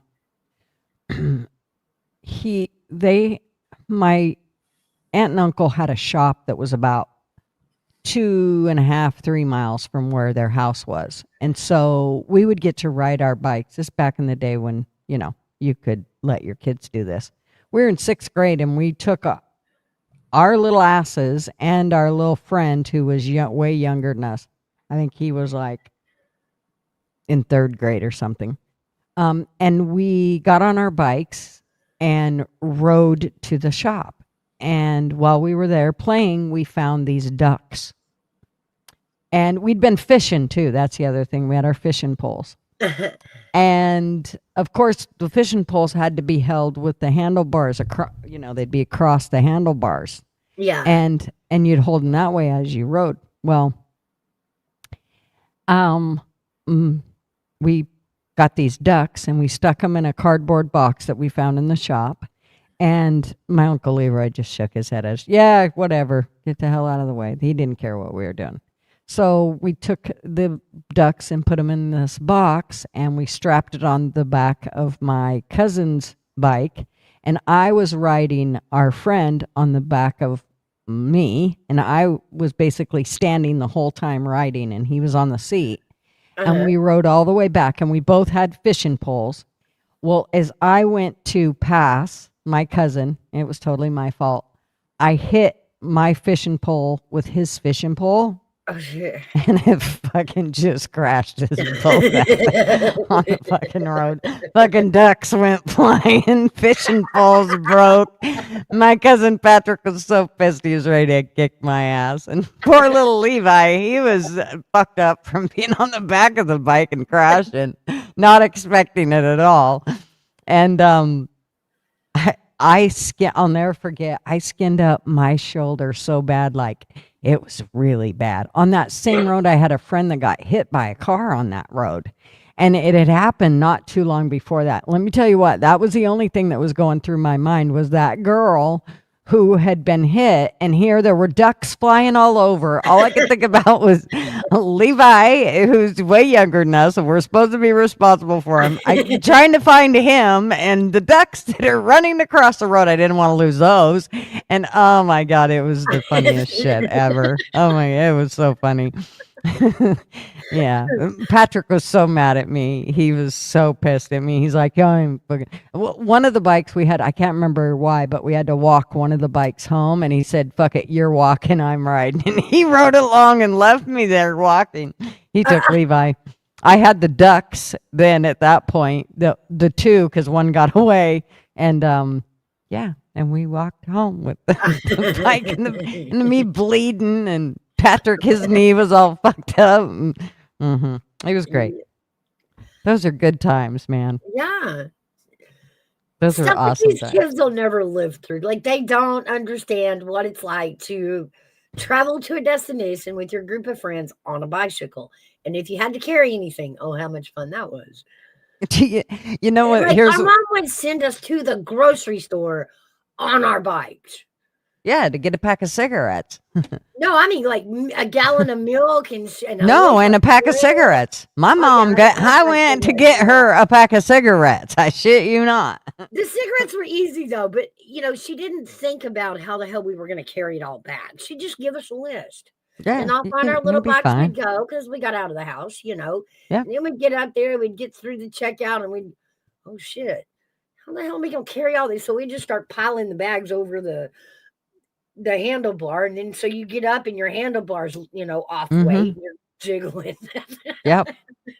Those were good times, dude.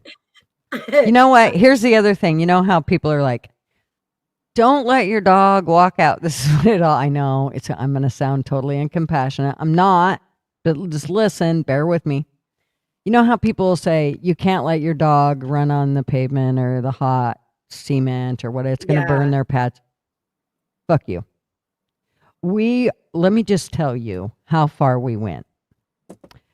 We had a swimming pool that was 2 miles from our house, and we would walk with no shoes on the pavement on the side of the road all the way there.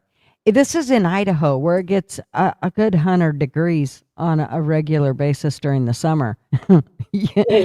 We were fine. Your feet, they gain literal whatever calluses. You'd be all right.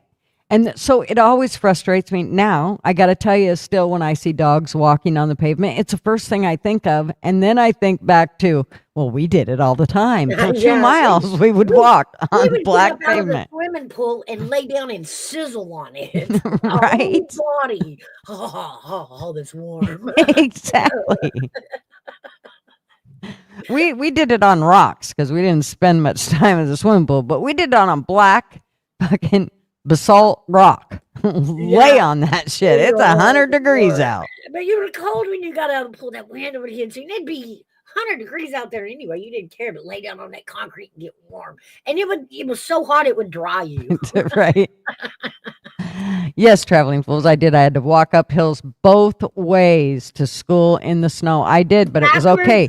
Backwards with the chicken in our arms, y'all. You don't know that's horrible. It was fine because in the other hand was a Coca-Cola, and it was filled with everything we needed to get to and from there. Remember that. And remember what was in our Coca-Cola. That's what I'm saying. We were lucky to find the school. Lucky to find it. You wondered. Wander off. Y'all wondered how we got to school. That's how we got to school. It didn't matter. As long as we had the Coca-Cola, we were good to go. Yeah. We had no idea that was what was going on. I was somewhere the other day and found a case of bottled in the glass bottle Coca-Cola. And we're thinking, oh, this, tastes just like the other. It was marked from Mexico. And that broke my brain. I'm like, how did what? You ordered it from Mexico? You know we have Coca-Cola plants, right? Like we do that here. Mexico? Okay. Right. I thought they were coming here for jobs. What the fuck? Coca-Cola. It might still have the good Go sugar. work I in don't your know. own fucking Coke factory. Why are you coming to ours? You Well, got your own. Maybe that's what we did. And they're like, well, all I know how to do is make Coca-Cola. So that's what I'm going to do in Mexico now. Gypsy said, we're the before Yeah, I thought before she said warning something, we're the reason for warning labels. But wait, I get that. But I am not the reason for the external use only on the curling iron. Who did that? I know. Like, whoever you are, you made us look dumber than we are. You are seriously got some bad issues. Oof, that burns. You know it's hot. It's hot. You only doing it once. Yeah. I ain't not going down there for a long time after that. Gypsy said, not me. Not I me. am not the one. I don't know. I'm telling you. Probably the same person that we had to write "Do not eat these" freshener packets on it. You know, like Mhm. they came with your clothes or inside of a purse or your little Yeah. freshener thing, and it has to "Do not eat" on it. Who the Right. hell did that for them to have to go, all right, we got to put a label on it? It's getting bad. Well, I like the pillows that says "Do not remove." Fuck you! I bought it. I'll remove it if I Yeah, want. I remember I'm that. gonna cut that sumbitch up in little tiny pieces. Matter of fact. I remember Mom telling, "No, you can't get the tags off the mattress, Mom. It's mine. It's you have to leave the tags." No, on it says right on there. It even says Yeah, per do the not law. do not remove the tag. There, you know what though? It is like, and I've said this before about Mexico. They don't put warning signs on anything. Like, there's a way. It's a great way to keep the population down. I think that's kind of their way of thinking. Is if you don't put cones around the hole, there's going to be a couple that are stupid enough to step in it. Have you ever seen how they plug in electricity in Mexico? That speaks volumes. Right. No, okay. I'll tell you something that'll just about make your hair curl. When we went to Mexico the last time, we stayed in the middle of Cabo, and we stayed in an actual hotel that was right in the middle of town square. And every morning we would get up and watch, what was going on and throughout the day. And we'd kind of look out the balcony as, in the mornings, we would watch all these people. Well, if you looked out the other side, there was a building that you could, we couldn't see it until we walked out our door, but you would walk out your door, and on the very other side of the walkway was this building that you could look down on, the roof of it. And every morning Marvin would go down. I can't remember what he'd go get us. He would go somewhere and get us something. Anyways, and he would see this guy, and he would take these buckets and he would dip sewage out of the buckets and stick them in the bucket out of the ceiling, out of the top of the roof. He would take this huge ladler.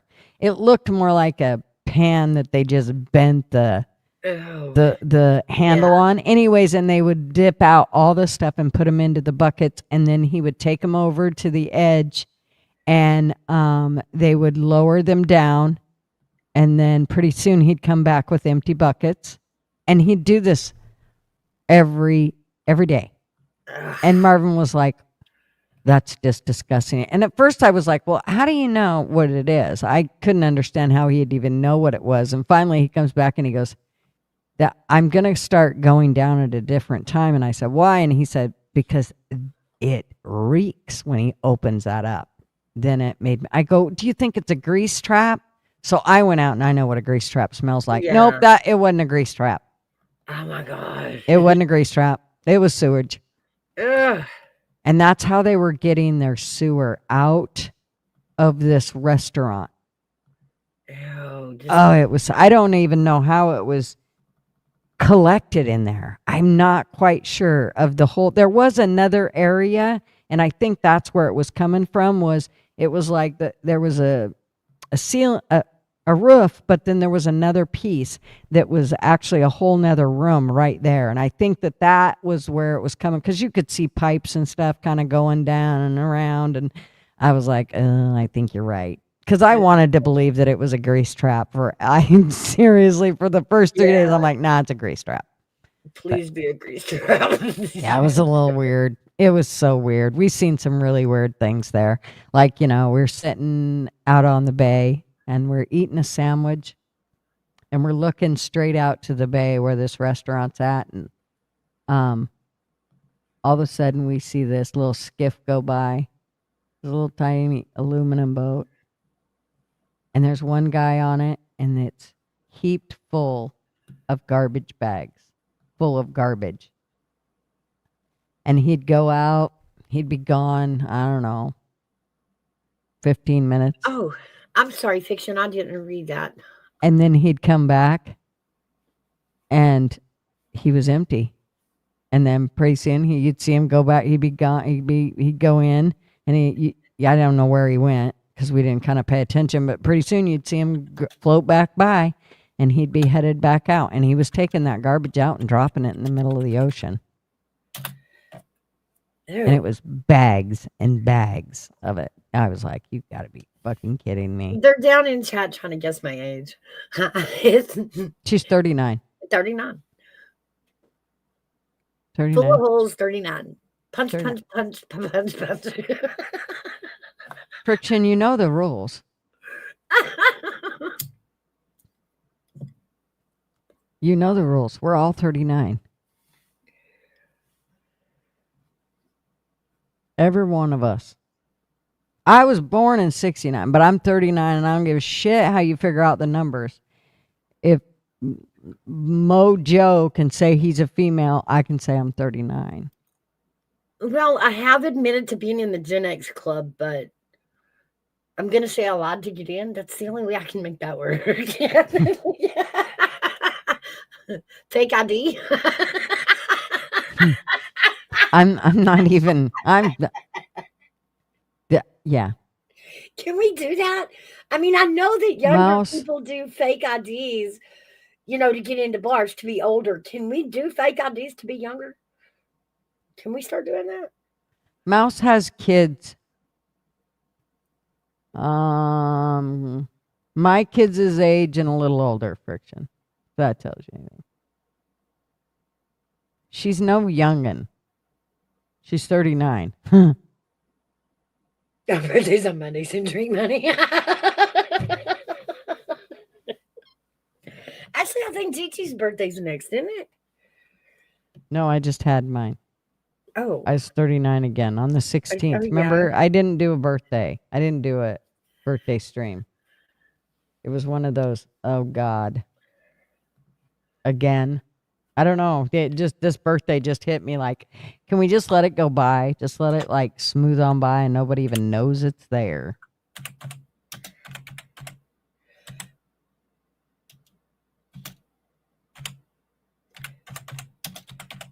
Look, Mouse, she types like I type, LW. And you're the one that said that. I'm a pecker. Am I not a pecker?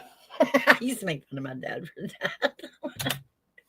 $39.99 plus $9.99 shipping and handling. Is that right? Yeah. Okay. Yeah. Yeah.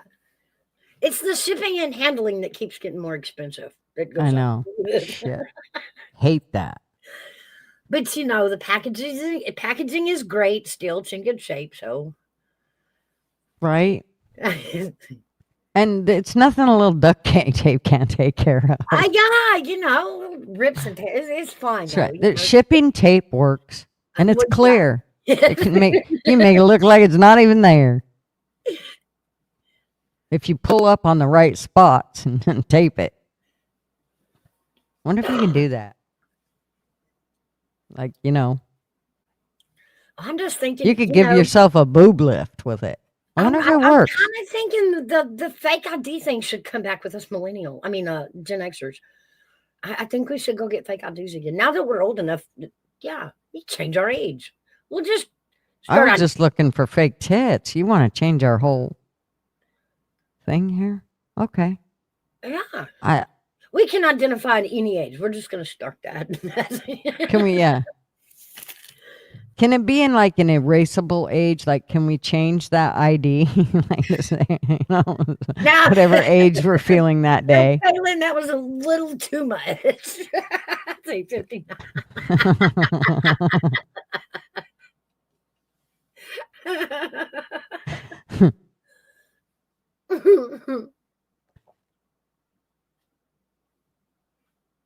Yeah, right.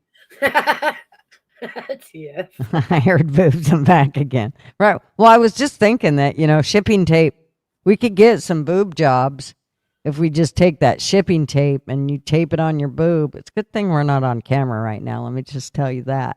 And we could pull them up. I think it could work.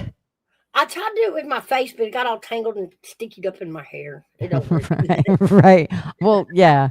You're going to have to clip that shit up. Yeah, that shit goes all the way to your ankles. Yeah, no. Fuck. You need to be on, can we do you one of those Pantene commercials? That's what you should do. Do one of those Pantene commercials. You and Friction both, where they tie their hair to the handrail of the bar. Yeah. And then she rips on it to get it loose. She holds onto her hair and rips it loose with her hair. Because they've tied her hair to the handbar. I think we should do some kind of Pantene commercial for you guys with that shit. You guys got long enough hair for it. Yeah. I just need one with frizz control. Right? Oh, I got some argon oil shit that'll make it frizz, man. Run scared. Ouch. It's called like liquid diamonds or something. Oh, no.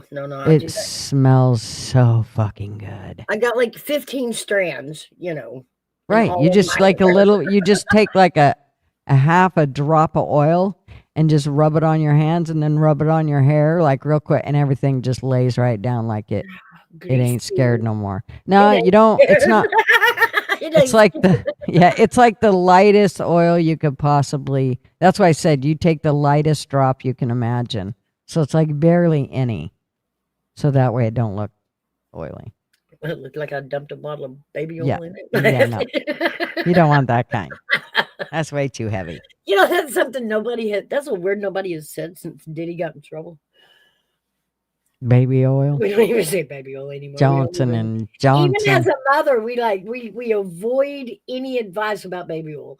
Well, I got skin. We don't even say baby oil no more. We don't even say it. Do you know how much Johnson and Johnson I loaded my kids up on when they were little? My kids never had a bad hairdo when they were babies. I took Johnson and Johnson baby oil and I took their brush and they always had a mohawk. Every one of my kids, male, female, didn't matter. My grandkids, same way.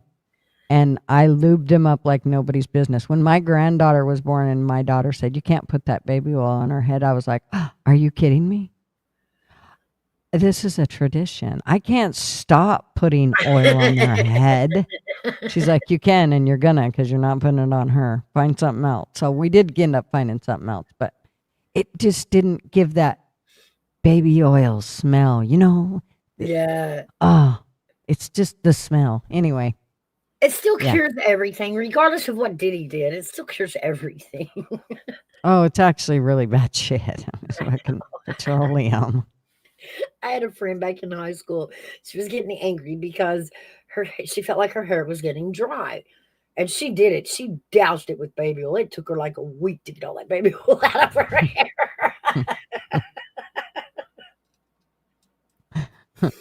So Kaylin said no. She said tube and cube, TF, and then she laughed. I did say boob, but I barely said it. I barely said it. Remember, I was talking about the boob job. But I barely said boob, but it doesn't take much. He hears that. He's like a nursing baby, I think. Yeah. It's a man thing. It's He's all men. just a boob guy, yeah. Yeah. Yeah.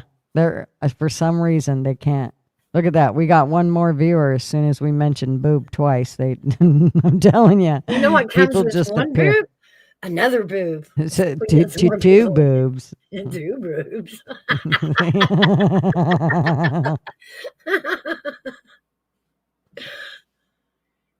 Me too, Friction. I love the smell of baby lotion. Oh my gosh, it's it's so good.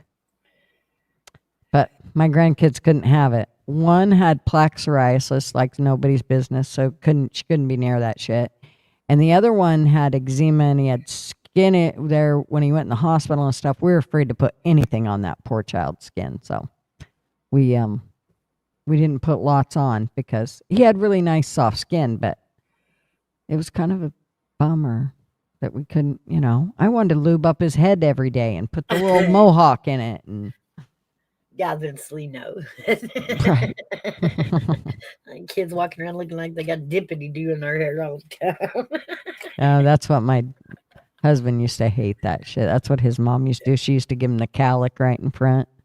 What's up, Mom Outlaw? used to do it to put my hair in ponytails and stuff, but that dippity-doo. Everything she did is grab that jar of dippity-doo goo. That was Marvin's mom. And him and his brother, they had these cowlicks. I'm not shitting you. It looked like a cow licked his head. She like made a fake cowlick with Yes, with dippity doo. Oh yeah, they were little cowboys. She always wanted them to be cowboys, neither of which they became. They hated cowboy boots. They hated fucking cowboy hats. They hated fucking horses. They wanted nothing to do with any of it. They loved the butterfly In collar. fact, everybody had a horse as they were growing up. And the minute the kids were old enough to ride motorbikes, the boys traded their horses in for motorbikes and they never looked back. They hated the horses. They were so naughty. They'd work with the cattle all day long, but they hated horses. So, and then, of course, his dad realized, well, hell, it's easier for them to get around on the motorbike than it is a horse anyway. So, hey, Gary. YouTube police. I ain't seen you in a while. Good to see you. Yeah, I think I seen him last night in Dave's channel. Dave Brown, anybody knows him, he turned 67. So if you see him, wish him happy birthday this week. 67. Yep. Whew. He's an old hippie. Well, at least. And Wanda? Are we all still pretending like we're 21 and young up in here? Like, Well, I mean, I can't do 21 anymore. I used to do 29, but once people started spitting their coffee across the room when they'd say, how old are you? And I'd say 29. They go, really? So I realized I had to change the age. So I went to 39. I figured the next time I change it, I'm just going straight to 69. That's the year I was born. I'll just stay there. Yeah, we'll get our fake ID to get in there early. Because, man, can you believe how fabulous we're going to look amongst the other 60-year-olds? We looking pretty good. That's what I'm saying. If we change it sooner than later, then they're going to be like, damn, you're pretty fine for 69. All right. I'm good with that. So I think that's a really good thing. It's, I think that'll work out well. I think it'll work better than me saying, I'm 39. I'm just at the point, every time I go to buy anything that requires an ID, at that moment, I'm like, I wish I could have a fake ID. I wish it said like 1987,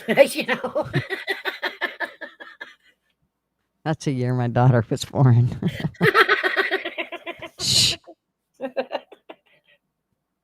Well, yeah, yeah. We're not dealing with math, right? There's only 80 in the chat. You can just fucking dumb it up for a minute. Oh, fuck, 9. You can dumb it up for a minute. We're not doing math, so don't worry about it. You're waiting on your canner? Is that what it says? That's what I thought it said. So I'm an old lady. Fucking Gary, I like math. You're gonna get Ma after you. Ma does that. Canon does not make you old. That's something young people should learn to do.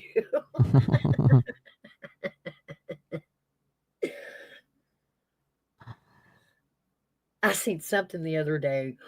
It was a commercial, and it was showing one of the relatively early clips of Friends, or maybe it was 90210.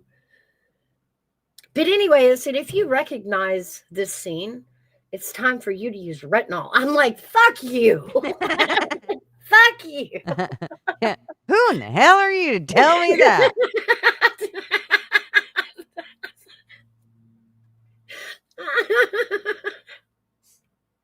I agree. Are you telling me? That's some of the commercials. I'll tell you, man. Like, ow, asshole, that was mean. That was mean. Right? You don't know how I look. Just because I know that scene doesn't mean you don't know what I look like. Don't tell me that on TV. You Exactly. don't know me. You don't know me. No judging, man. It's bad enough Netflix judges me. Oh my gosh. Everything judges you. It doesn't matter what it is. It's amazing how quick it'll go to, I'm, minding my own business, and I'm like, watching something all the way through, and every couple hours it comes on and goes, are you still watching Netflix? Right? I'm like, well, yes, I fucking am. I know I've been here. Right? Are you my husband? Fuck off.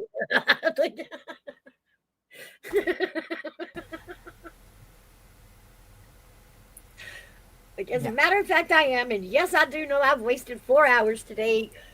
Fuck you. Exactly. And who are you? Yeah. My grandson, he's having a little rough time with this whole daylight savings shit. He's not doing well. I'm telling you what, it has rocked his world. He's just like, what the fuck? He's got all of his shit figured out. He's up at 7 and he takes a nap around 12:31ish, and he sleeps a couple hours if he's at Nana's, because I turn the box fan on full blast, give him nice white noise, and he sleeps for 2 hours straight. And then he's up until 9:30. Well, this has messed with him big time. He's 3, and it has just he's just so sick of it. He didn't want to go to. He slept in yesterday, and my daughter-in-law couldn't hardly get him awake. He was like, I don't want to go to school. I'm fucking sleeping. Go away. Leave me alone. And she said, I left the door open because, we don't just go in and go, okay, Lou, get up. You just leave the door open and some noise, he'll wake up. And he didn't. And it was like, she's like, 40 minutes into it, she's like, okay, I got to go wake him up. He was not happy. Oh. I said, I know the feeling. So he was a little stinker all day yesterday. He did everything he could, man. When I got there to school to pick him up, he's like, nope, I don't want you. He literally looked straight at me and said, why are you here? I said, because you're here. He goes, oh, well, I didn't want you to come. I said, all right, well, let's get in the car. At this point, I'm realizing he's just like my son, and I know I got to change attitude real quicker, because he'll beat me at it if I keep trying to go with the same attitude. So he'll beat me. I know he will. And so I said, oh, well, what do you think we should do today? And he goes, take me to my dad. I said, I can't, your dad's hunting. Well, I want to go hunting. Well, you're not. But we could go home and do some fun things. Is Papa there? Yeah. Okay. I'm like, you don't want to hang out with me? Nope. I'm like, well, fine, I ain't hanging out with you all day either. He's like, okay. Of course, it all changed, about 20 minutes later. He was fine. Man, I love you, and this and that. Then we go to take a nap, because he didn't want to take a nap. I said, okay, we're going to take a nap. He's like, no, I don't want to. I go, how about if we sleep in Nana's bed? Oh, okay. I'll sleep. Okay, let's do that. So we go get in Nana's bed, and he's like, I go, I love you. And he goes, I love you too. And I put my arm around him, and he goes, but I don't like you. I go, you know what? And this is his dad coming out in him all the way, man. Just, oh my God. Especially the minute they get tired. And he was tired. I knew he was. It was past his nap time. So, and we're trying to get him out of the nap time. We're trying to take him out of it, but we're trying to see how we can do it without, I'm not letting him sleep 2 hours, obviously. All those things. So, but oh my gosh. So finally he goes, I'll take a nap. You don't gotta lay down. I said, okay. Aww. So I got up, and pretty soon he goes, Nana. I said, what? And he goes, you lay down. I said, okay. So I laid down with him and he went to sleep. But I thought, you little shit. He's 3 and he's already getting that. I don't need you. I got this. Aw, mine's just now starting to recognize me. Like, that's so fun when you walk in and she turns and looks at you and her whole face brightens up, sticks her hands out at you like, yes, that's the best feeling. It's the best feeling. That's how my grandson usually is. And I don't know. I think he thought his dad was coming to get him yesterday because he knew Daddy didn't work. And then, but Daddy went hunting, and so I think that was the deal. I think that's what made him mad. But I was like, oh shit, you're only 3 and you're trying to hurt my feelings. You damn near did it. Oh. You hurting Grandma's feelings? I love you, but I don't like you. I know. I'm just like, I don't like you. I'm like, wow. All right. Yeah. This has just been a great day. Then it got really good. We had a great afternoon, and then he decided he was going to piss on his mom's parade when she came to get him. He's like, no, I ain't getting in the car. I don't want to chase me. Let's have fun. Come on, chase me. It's like, you little shit. He's way too much fun. He is a lot of fun. He's just he's a ball of energy for one. Oh yeah. And if you will stay outside all day with him, you'll have no problem. I mean, he'll do pretty much anything you want to do if he's outside. Yeah. But he wants to be outside. Well, when it's raining, cats and dogs, I ain't going out. It rained quite a bit yesterday. I was not going outside. Nope. I ain't doing it. Normally we will, but not when it's like that. That sucks, Wanda. Oh, mine had a rough time with sharing with her first one, and I knew she would. She's my only girl, and she was raised, she never had to share with the boys. She didn't have to share. And it showed with that first one. She did not like letting it go. She didn't like watching other people hold her, talk to her. So you would get her for a second, and then Mom would take her back. But she's getting better about it. Now she's like, Mom, come watch her while I take a shower. She tells me, Mom, come clean my house. Girl, you're crazy. My mom would never come over and clean my house. That's right. And you won't even let me grab my granddaughter and go, clean your own damn house. That's what I told her. I'll go play with the baby. You clean house. That's right. I'll come get her. You do whatever you want. Lady A decided not to eliminate nap time.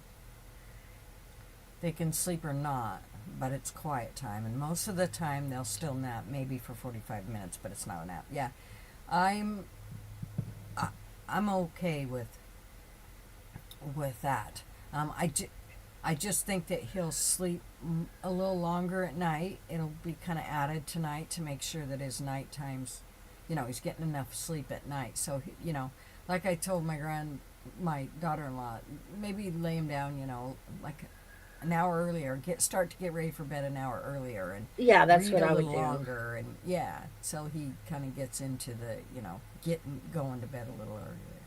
And actually, right now is a perfect time when it's dark at 5 o'clock. Yeah, I hate that. It'll probably be a little harder when we flip around the time again. He'll be confused again as to what's going on, and it'll be daylight, and he's going to be, I am not going to sleep at daylight. Oh, yeah.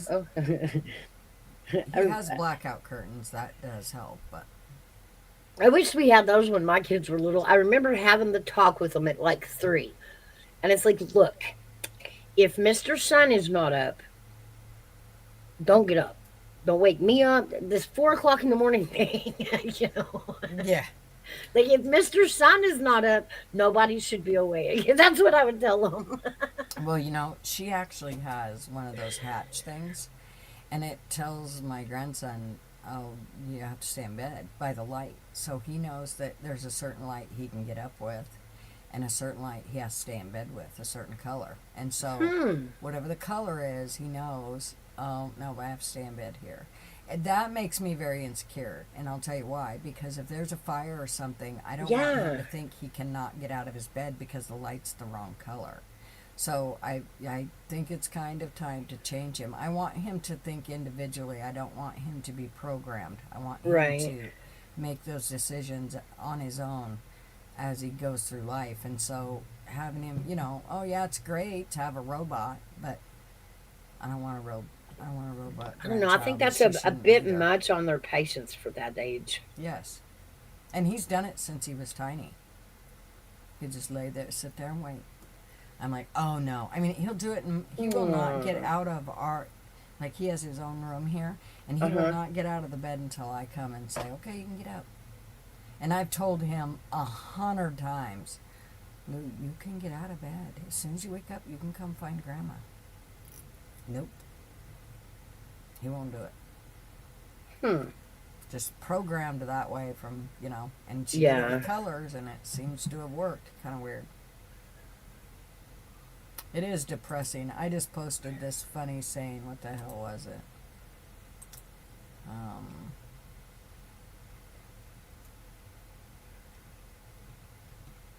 Where did it go? Oh, it says, I love turning back the clocks so it's pitch black and soul-sucking by 5 p.m., said no one ever. Hey, Mr. Nobody. What's up, nobody? Yeah. Sucking the soul-sucking by 5 p.m. Yeah. What's up, Well, no, it nobody? is. The guys, you know, it's dark when they get up and it's dark when they get back. So all the outside work is pretty much over for the year now. Yeah. By the time they get home, I won't let them go out and do anything because it's in the dark and they just get impatient and clumsy. Yeah, it's a good thing here that, you know, our grass is dormant because there's no time to really mow the lawn. You know, it's Marvin, I mean, it's dark. He could because he's on swing shift, but most people aren't. Yeah, but I still need him to finish my camper hookups.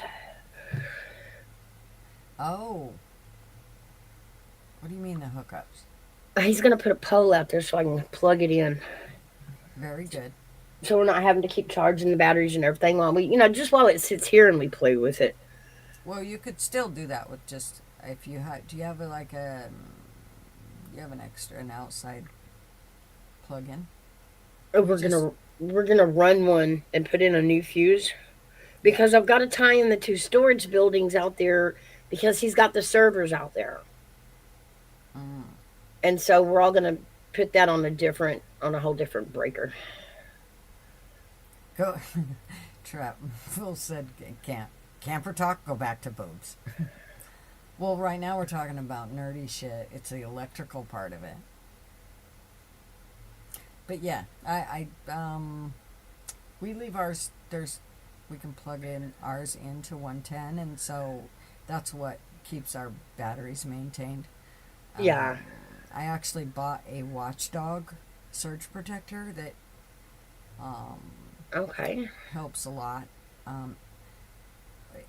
You can actually program it to, and especially where you're so close, it'll be super easy for your phone. It will tell you if something goes off. So if anything goes off in there, it will tell you. It will tell you. I think it tells you if it's getting hot. There's a few things it'll also tell you if everything's running right. There's just certain things it'll tell you. It's kind of cool, and the app you can stick on your phone so that it can alert you if you're away or whatever that something's cool. up. They're not cheap though. Just saying, like $300, I think. but they're That a ain't surge too bad. protected. What's nice, here's why I like this surge protector. You can get other surge protectors that are cheap, but once they blow, once the surge comes and fucks it up, you have to buy a whole new surge protector. So you have to buy another $75, $100 surge protector. With these, it will just, with the Watchdogs, it just fries the element inside, and you can buy a replacement part that's much cheaper and just replace that little piece and put it, and then your shit still works. So that's kind of the whole reason that we went with that one. But yeah. Yeah, I'm excited to go play in it, but he doesn't have time. He hasn't had time lately after, after work coming in to mess with it and finish it. Yeah, and if it's dark, nobody wants to go out there. I know. Like, I don't know if it's dark. But I need to get in there, and I need to, steam clean some stuff, the carpets, clean it real good before we use it, because it is used. So I take like I said, even like when we pull it over here to the house, I take an extension cord and plug it in, and we're able to run, the lights in there and that sort of stuff. And then I can, plug another extension cord in if I want to do more major stuff. But for the most part, that works pretty well. Like when I will be plugging in the dehumidifier and putting it back into the shower. It's in our garage right now, but I'll put it back in the shower of the RV so it keeps all the moisture out. That's something else you're going to want to invest in. Yeah, definitely, because it's got that wet smell in it already. That's why I want to clean it out real good. Yeah, vinegar is going to be your friend. Okay. And try not to put a lot of vinegar down your sinks, though. You can, but just make sure that you're flushing, keeping the tanks dumped if you're going to do that. You don't want nothing that's, you don't want no rusting going on with anything that's metal. So that's kind of why you want to be careful about that. Okay. Yeah, there's some things, but I was trying to think of what else I was going to say. And then I'm going to, get all my decorating together because I'm going to redecorate it. Nice.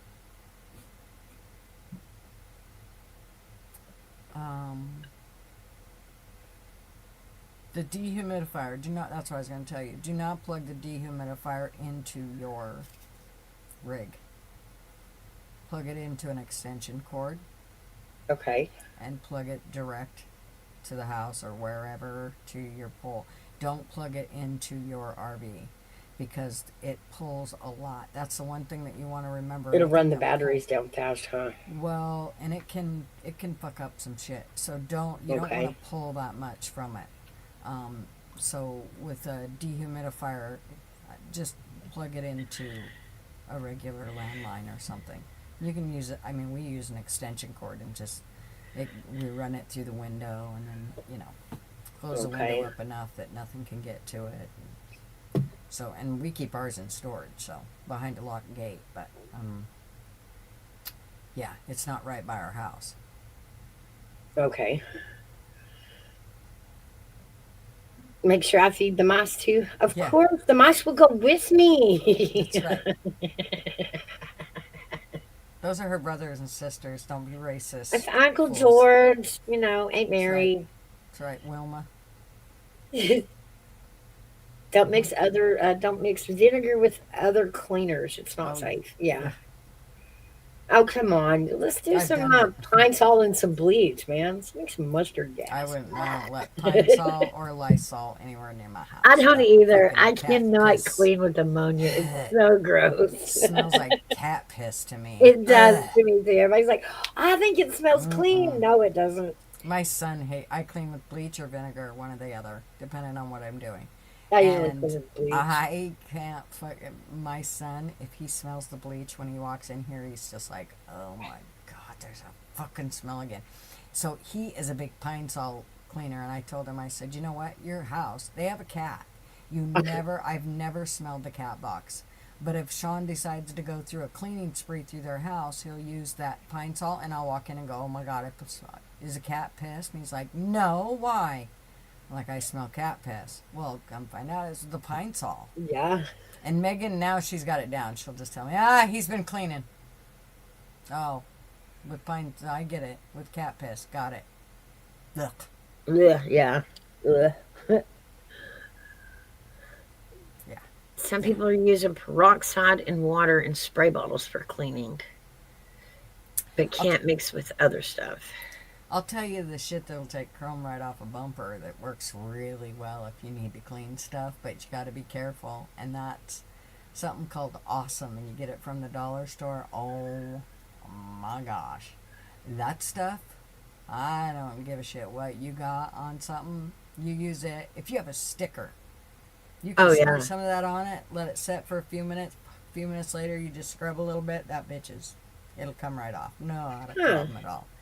And it's just called Awesome. Check that out. Yeah, super good. I use it by the gallons. It comes in like, I don't know, pint bottles, but I use a lot of it. Peanut butter and baking soda in paper kisses are good for mice, they say. Huh. I feel like you just gave me the poison recipe. What does baking soda do to a mouse? I don't know. So here's what I use. I use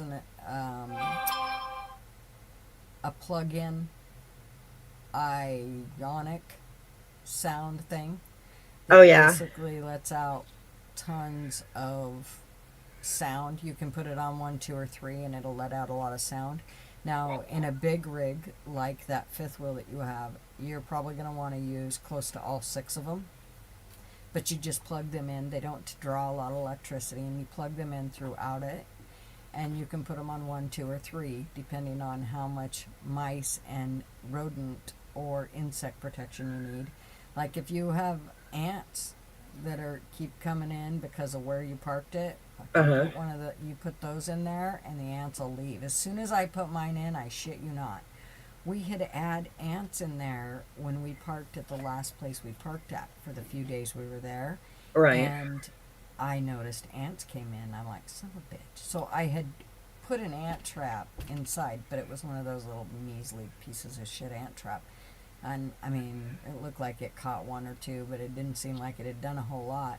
And I knew there were probably more ants. As soon as I plugged that son of a bitch in, those sons of bitches come out of the woodwork. They did not like that noise. Huh. And then the other thing I use are these ones that are, they're kind of like a pod looking. They're round, and there's yellow ones and green ones. And one of them goes inside the RV, and the other ones go underneath the RV in the compartments. And they will keep any of those, because here's the deal. Putting stuff inside your rig to attract the mice when you're in an RV means you're kind of putting stuff in for them to come in and get it. Yeah. You're trying to stop that from happening. So once you believe if you believe there's no mice in there, don't put shit in there to want to attract the mice. Right, like the bait. Yeah, don't do that. Because you only do that if you know you got some and you need to get them the fuck out of there. But once you do that, because they're very thin walls in an RV, so you have to make sure that you are not adding to that. And that's the other thing. Don't leave like anything in the RV, even if overnight. Well, you guys go in the house, then you come back out into your studio and you're gonna do whatever. Don't leave shit in there that they can get into. Anything that you're going, you can put food in there, but just make sure that it's in glass or something that they absolutely sealed. Yes, that they can't smell it. So, yeah, that just that will help a lot. But those are the 2 things that have helped us are those the round tabs, and then the ionic plug-in things. And I think that thing, it was like $23 for 6 of them that you plug in throughout the rig. I used 4 in my son's smaller camper, and then I took 2 and put in our RV. And you can hear them through there's one in the kitchen and one in the bathroom, and ours isn't that big, so you can hear them quite Quite loud. And if you have a plug-in that's underneath your RV someplace, you could put one underneath in the bays. That would help keep them out of there. Yeah, I think I do. So yeah, that would definitely keep them out of there. Today is Friday, lady. I got you all mixed up, huh? She's all messed up. She's like, what the hell?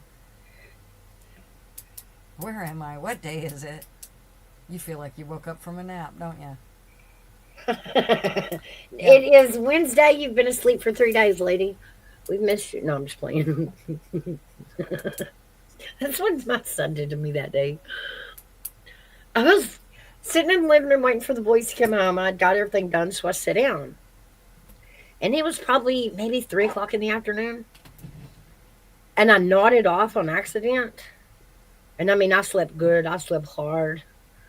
And I woke up and the sun was coming down. And I couldn't get a bearing on like what day it was, whether it was AM or PM. And my son comes out in the middle of my freak out. And he's like, no, you've been asleep all night, Mom. So I'm like, oh my God, it's 5 o'clock in the morning? And he says, yeah, Mom. He plays along. Like, he just bounces in and plays along. And so my brain goes, oh my God, I slept all night. I need to check on my husband. Well, mind you, my husband hadn't gotten home from work because it is really 5 o'clock in the afternoon. I only slept 2 hours. Like, and I'm thinking, it's 5 o'clock in the morning. And then I realize my husband's not home. So I go into, where the fuck is he? It's 5 o'clock in the morning. Why is he gone so early? And then he said something like, Mom, the reason you can't remember is you haven't eaten anything in a couple of days. And I questioned, what are you talking about? Like, I've eaten, haven't I? No, Mom, you've been asleep a while. Like, he got the assignment and just messed with me. I'd have been asleep 2 hours, but the whole world had spun by, and he had me thinking I'd been asleep for 2 days. That's freaking hilarious. That is funny. I went from, how did I sleep so long to, wait a minute, why the hell is my husband not home at 5:30 in the morning? What's this shit? You know?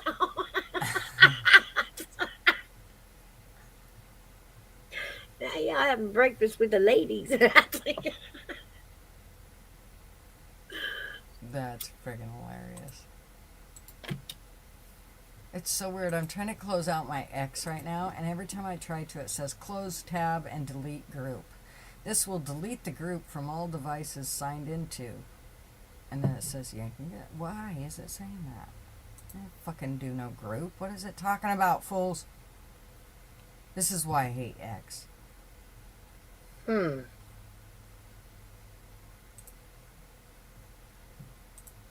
haven't signed into shit. I haven't been on X since it was Twitter. I don't even know if I still have an account. It pisses me off. Jesus, I just went by that picture again. I mean, the drag queen. Fuck. That is I still say you looked better than Andrea, whatever the fuck that big bitch's name is. Shit. MGTOW. I said Andrea. Yeah, I'm just not going to say her name because I don't like her. Right. And I told him I wasn't going to like her till I got to whoop her in a wrestling match, and then I'd be nice to her. But until then, it's just straight trash talk. Look at that. See? There you go. So I had to figure out how to cover up my eyebrows. And so here's what you have to do. Okay. I figured what I should have done was just done it up that high, made it really low. It would come down lower, and then it'd just go on my own eyebrow. But I didn't. I did what they told me to.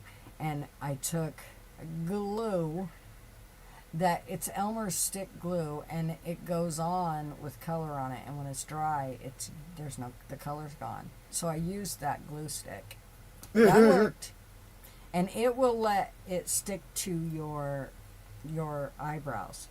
So then, once I did that, then I had to put concealer on it to cover up the eyebrows.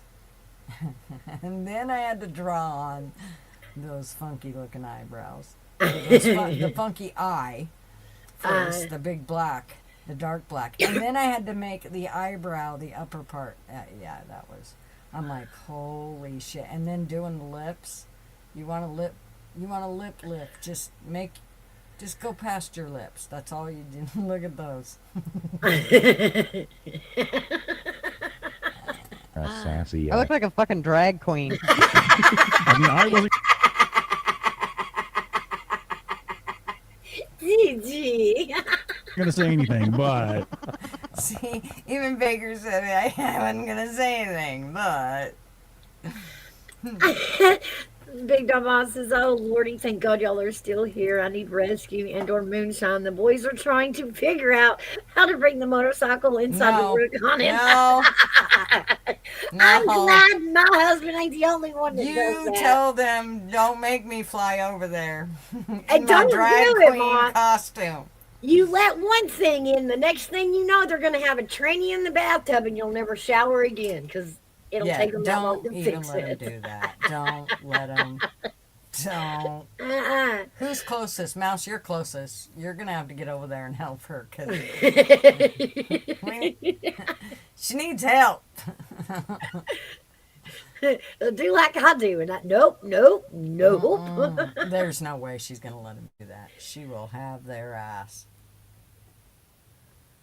Tell them it's not cold enough outside to bring it in.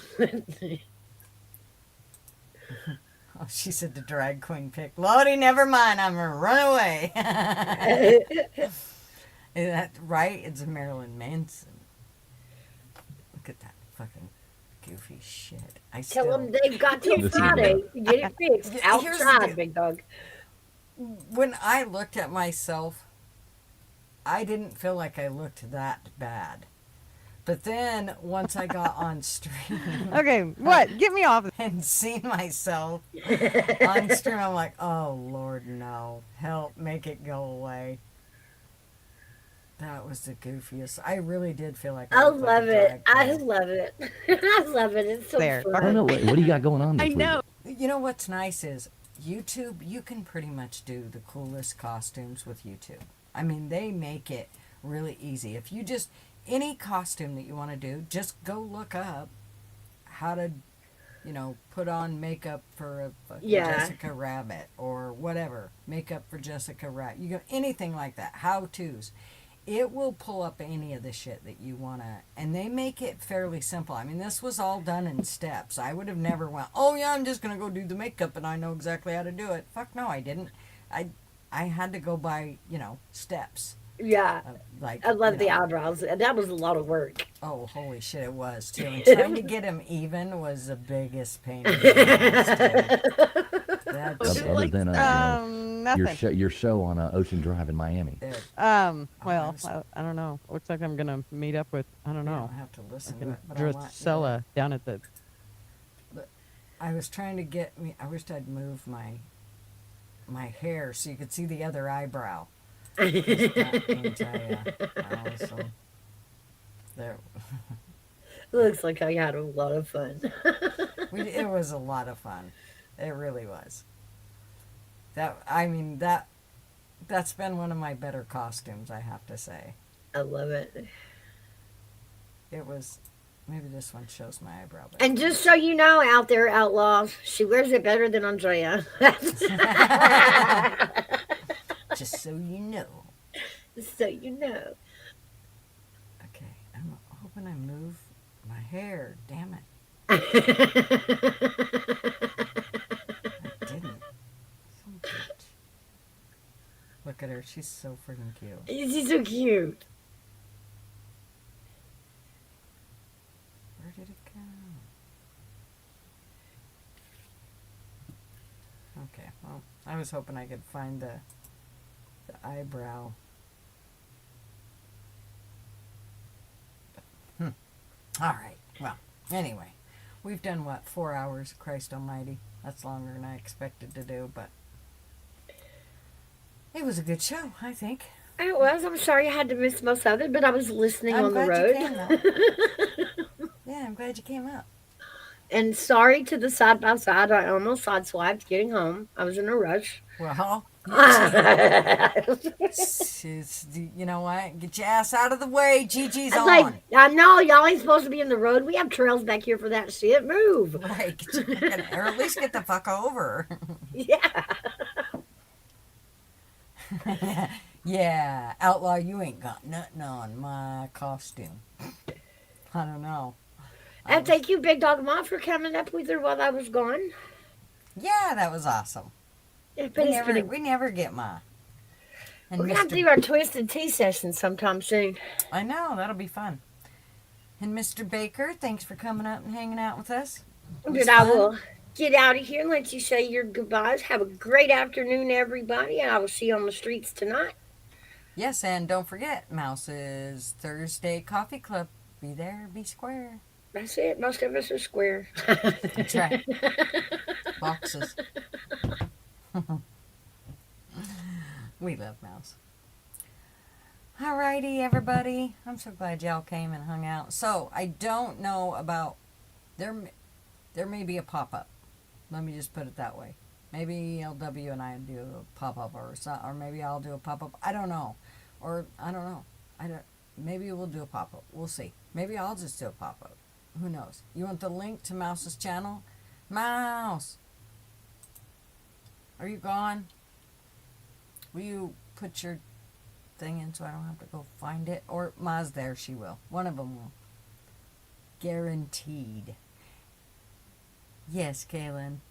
Thank you, darling. I hope you have a good day. Oh, there's Mouse. Okay. Jaren, if you click on Mouse right there, you can go right to her channel and sub up to that darling woman. So anyways, y'all, thanks so much. And like I said, don't think we'll be doing I know we won't be doing an Abby Normal tonight, but you never know. There may be a pop-up, so pay attention. Also, if you're the nerdy kind and you want to go check out Old Man Builds, definitely go do that. He's got lots of interesting stuff for people that want to be super smart. Yeah, and don't forget, and sub up to Friction. Yes, yes, yes. There's Mouse's stream, or Mouse's channel. Yes. So, yeah, everybody, thank y'all for hanging out with us, and we will see you in the YouTube streets. Let me find...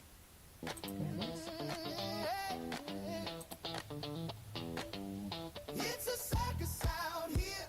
We're wobbling on a wire. There's a lady with a beard. Clowns juggling fire. Elephants and donkeys got us jumping through hoops. Y'all wish that I was lying, but you know that it's the truth. Get your popcorn ready and pour you something strong. Is the world still spinning? The shit show goes on. You're listening to the ASN